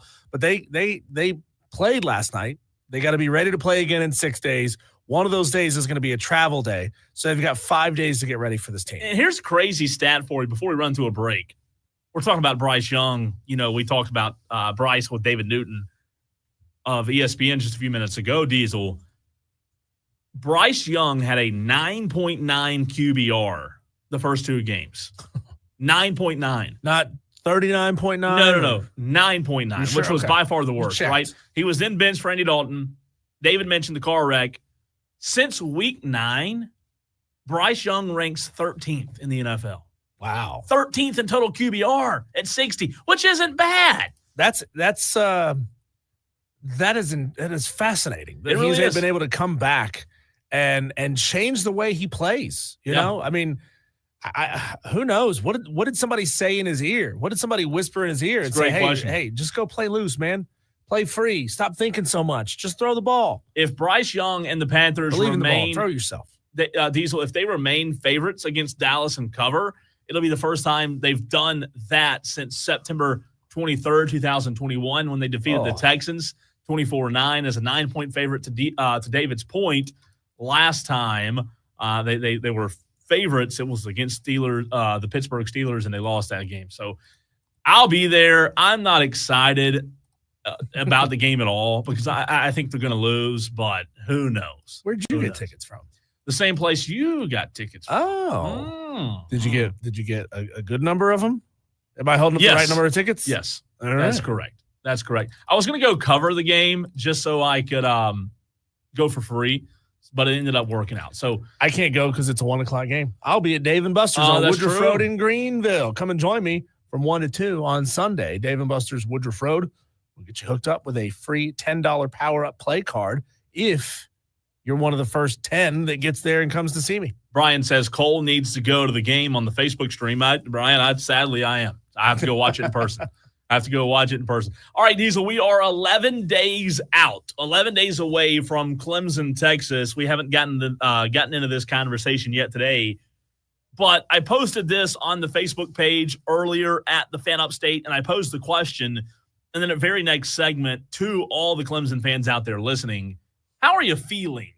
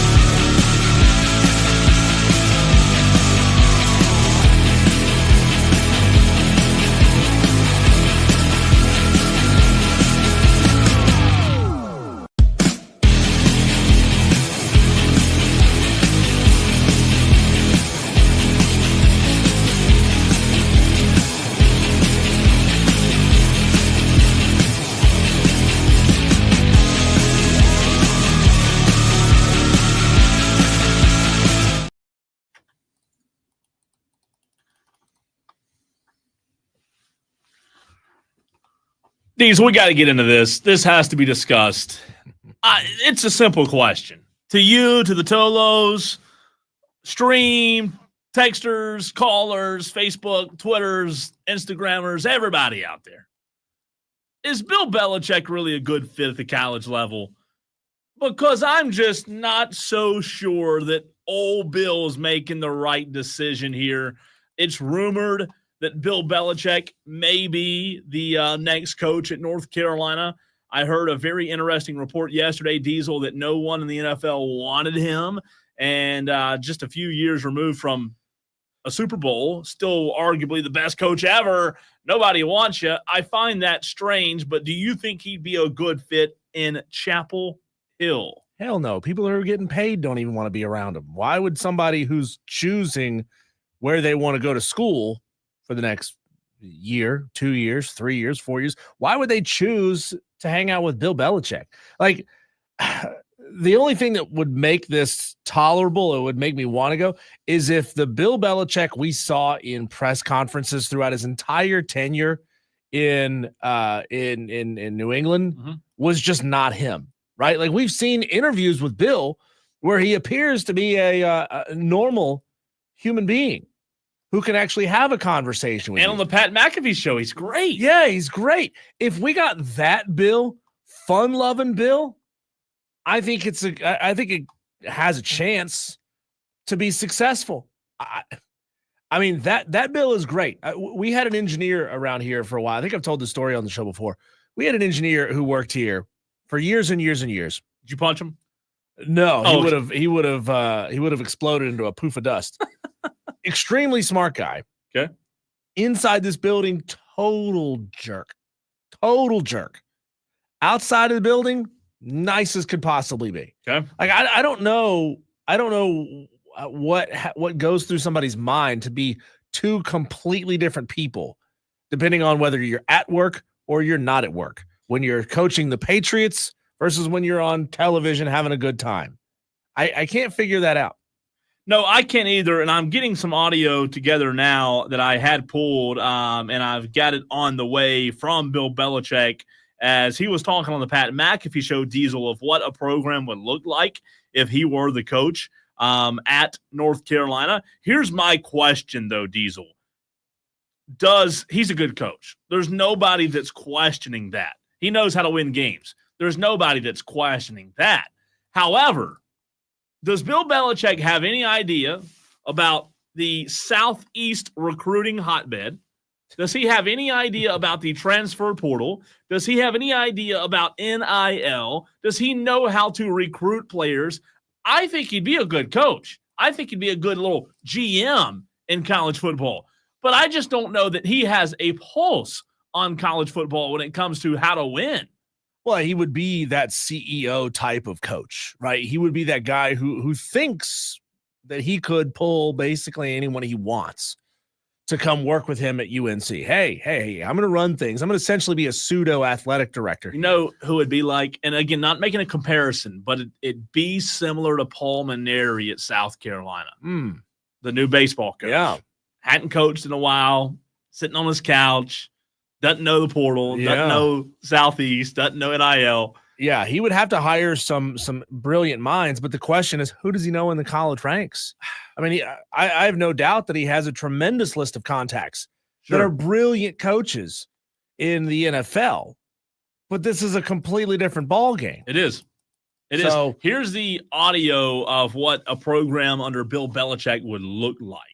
That would have the ability to have the opportunity to compete in the National Football League. Whether they're good enough or not, I don't know, but they would be ready for it. Bill, so they'd be ready for it. He goes on to talk about how it would be a pipeline to the NFL, and that'd be a big part of what his program would look like in terms of getting players ready, having the same nutrition, the same workouts, tailoring them to the NFL, and that's all fine and dandy. I just think when you look at it from a point of if you're not – when you look at it from a place, Diesel, of Dabo Sweeney, other coaches in college football, if you're not staying up to date with times in the sport, you're going to be left behind. And you answered the question. My thoughts, my opinion is no. I don't think he'd be a good fit. I think it'd be a 2 to 3 year experiment. I've heard, maybe he's setting his son up. Diesel to be the next coach. I think it'd be a horrible decision, not only for Bill, but also for North Carolina. Or in my mind, and I know this might get pushed back, you already set yourself back with letting Mac Brown stay as long as you did. You set your program back. Yeah. You'd be setting your program back even more by hiring Bill. I know that sounds crazy to say, but I do believe that. It feels like a publicity stunt. Hiring Bill Belichick to be the head coach of your college team is a publicity stunt because what's your name? What are you calling? In what way is he remotely prepared to handle all of the off-field side of college football coaching? He's not. No, he's not. And again, publicity stunt aside, you're right. The opportunity, it almost feels as if North Carolina's sitting back there doing this. Like, oh my God, we get to hire Bill Belichick. Like, oh my word, we're free. We maybe get to. I get it. He's the best ever when it comes to the NFL. I just don't know that doesn't always translate to another level. Pete Carroll was an interesting example there. John Gruden was a coach that literally everyone wanted, college and pro. Yeah. So, Tolos, let us know what you think when it comes to Bill Belichick. 844-FAN phone. Kevin from Gaffney wants to chime in on the conversation. Kevin, what's up, man? Hey, Bill Belichick, Clemson fan here. I'm just trying to take my orange goggles off for a second. Good job. I think North Carolina should have went after Jamie Chadwell at Liberty. I mean, that's just my opinion. Of course, Bill Belichick is who knows? I mean, putting this guy in a college situation, I think he's going to have success. I think he's going to draw players and recruits, and I think he's going to work the portal like an NFL free agency market. And North Carolina is an attractive school to get players, but just my opinion, I think this is a short-term fix. Long-term fix, Jamie Chadwell, Liberty, former Coastal guy, program builder, but that's just my opinion. So I'll drop off and let you talk about it. Kevin, before you go there, let's just pretend for the sake of argument, so we have a sample size here, that Bill Belichick stays at North Carolina for 5 years. I think Cole and I both agreed off the air that we think 5 years would be about the max he would be there anyway, because he's 72 years old. So he's there for 5 years. He puts somewhere in the range of 60 games under his belt. Where do you see the record coming out? Plus 500, under 500, or hovering right around 500? No, I think, and again, Clemson guy here, he's in the ACC. I think year 1, 500 is great. But I think if he's there 5 years, I think years 2, 3, 4, and 5, Bill Belichick is 65 to 75% winning percentage. And I think year 3, he's a 10 win guy. I do. And Kevin, I guess that's what it goes back to. Diesel asked you a question. I'll ask you this because this is an important part of it. Do you think college players care more about the green, the dollar bill, or do you think they care about playing for Bill Belichick? At the end of the day, in this new era of college football, how much draw does Bill Belichick really have?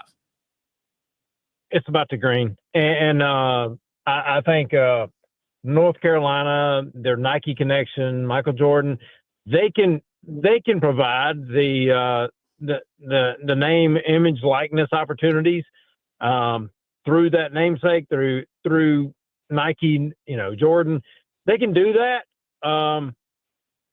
So I think he gets good players, and North Carolina gets good players through Mac Brown, and and again, they played Clemson in the ACC title game with a not so great head coach a few years ago. So I think this makes North Carolina relevant in the short term, but I think in this all internet rumors, naming his son as the coach in waiting, that's a terrible idea.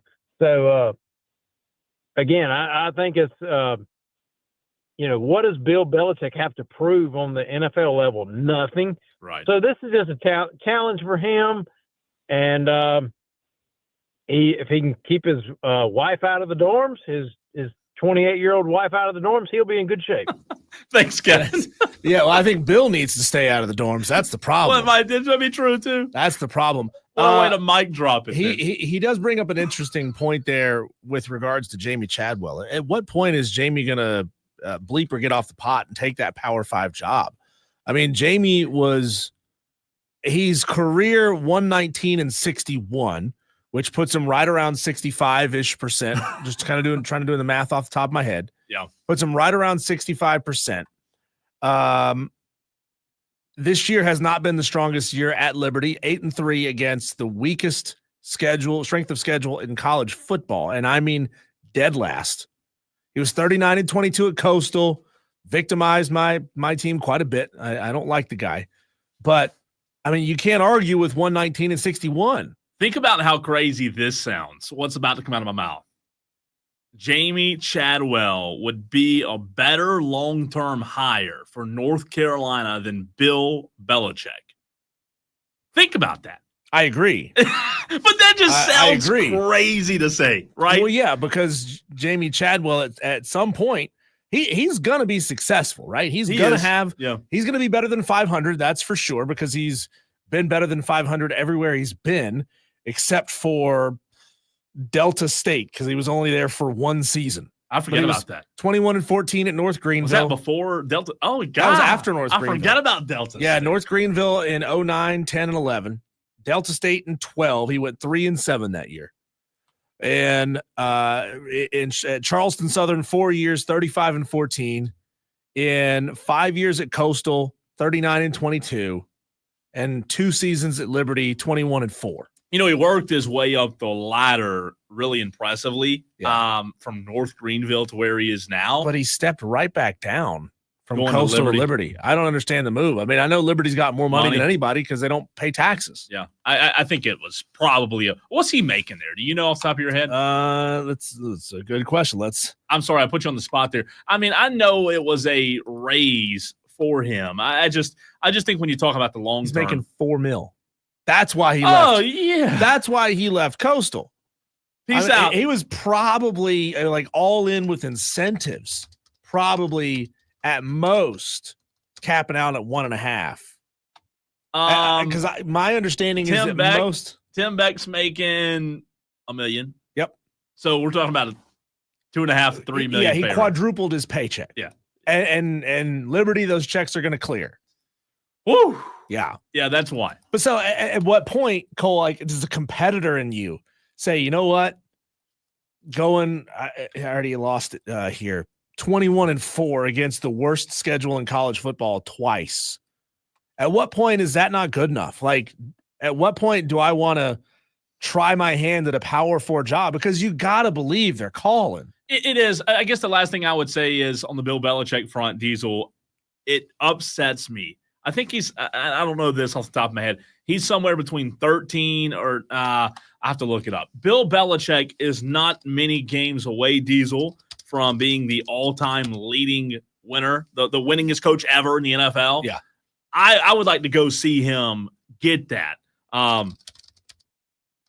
As the head coach in the NFL, obviously, we heard, nobody wants him. I don't know if that's true or not, but he has 333 wins now. Don Shula has 328.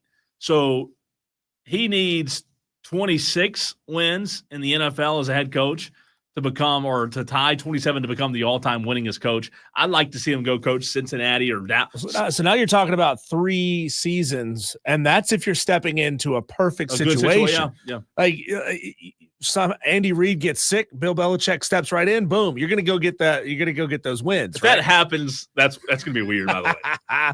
When we come back, Cole, a challenge that I'm gonna lay the gauntlet to you to see if you think you're better and tougher and stronger than a little Chinese woman.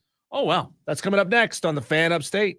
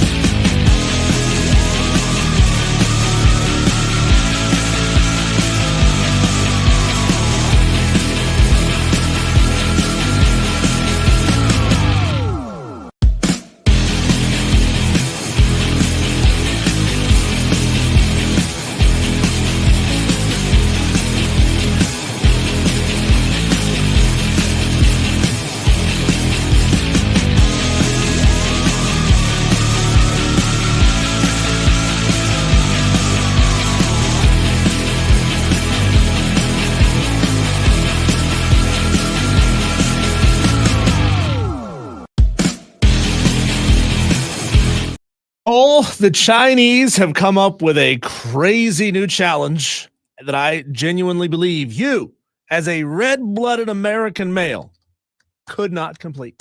Oh, I don't believe you. I don't believe that you could do this. but I love the Chinese. A woman in China won China. 10,000 yuan.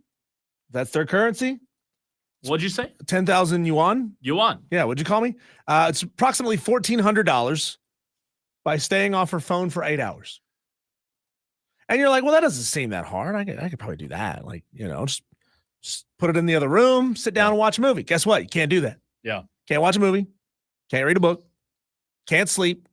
Oh, you can't sleep? No, Okay. You can't distract yourself in any way, shape, or form.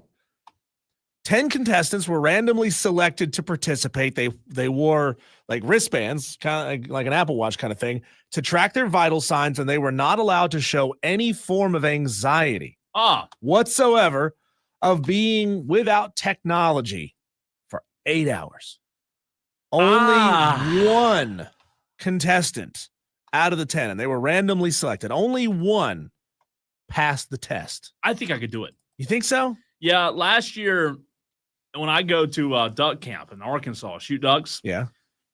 I'll go 5-6 hours without it. And I couldn't lay there for 8 hours wide awake, just laying there. okay, and that's fair. See, I'm doing things outdoors. Cell service isn't good. But you're distracting I'm yourself. distracted myself. Yeah, right. you're right. So like I would love to be out fishing for hours Without and it. not look at my phone. I but would that love doesn't count. to be snowboarding. Yeah, that doesn't count. You can't Oh. do that. And basically what they're trying to spotlight is that we have such a deep reliance on smartphones and technology. No, we do. That we start to get twitchy. Like according to a study, researchers say that the average American, there's no way this is correct. The average American checks their phone 352 times a day. I believe it. So you're awake. See, here I am checking my phone. You're awake for 16 hours a day, roughly, right? 352 divided by 16 hours. That's checking your phone 22 times an hour. What is, and here's what we're going to find out if we can do it. What is your daily average screen time? Daily average screen time. We're going to say hours at the same time. I know it sends me the update. Remind me how to find it. So if you scroll down and just type it in, that's what I did. Just pull down on the screen and type in screen time. It's under settings, but I just typed it in, and it shows your daily average. And I'm down 39% from last week. I guess that's a good thing. Screen time. Here we go. All right, on the count of three, let's say it. Daily average. 1, 2, 3. 7 hours and 30 minutes. 348. Wow. I have way more. And I'm down 9% from last week. That's good. Yeah. That is you're my goal every week is to see it say it's going down. Now, here's the problem. Do you have TikTok? No. Okay, well, there's your probably for me, probably 4 hours a week. I mean, seriously, Yeah. I've spent an ungodly. People who have TikTok, it's like Facebook Reels or Instagram Reels. You just do this. If you could give me my favorite movie trilogy, I would sit there and watch that all day without looking at my phone once. That's a lot. I could do it. Yeah. I could absolutely do it, but you can't distract yourself with books or movies or television or sleeping or anything. I mean, like I watched a movie last night that I don't think I watched more than realistically more than like 25% of the movie. It's bad. You watched it on your phone? No. Oh. No, I watched it on TV. I watched it on my TV with my phone like this the whole time. Yeah. And I didn't actually, like that's why we got to back it up and play the same episode And over real and quick, over and over again. Before we run, real important on movies. The best, I'm not a big, I don't watch a lot of movies or TV shows. However, there is one out right now they claimed was better than Yellowstone. I never watched Yellowstone, but there's a new show out called Landman. Have you heard of it? No. It's on Paramount Plus. It's about the oil field. Landman. Yeah, so about the oil fields in Texas. I watch it. It is amazing. Really? I mean, Okay. I'm doing this. I'm hooked. Madcraft says you watch Madcraft, watch Landman. I'm telling you, it's the best. Speaking of the best, we'll be back tomorrow, 3 to 7 p.m. Man. It's so good. It's so good. Chris Phillips, Kelly Ford, a huge show coming your way tomorrow. We'll see you then, Tolos.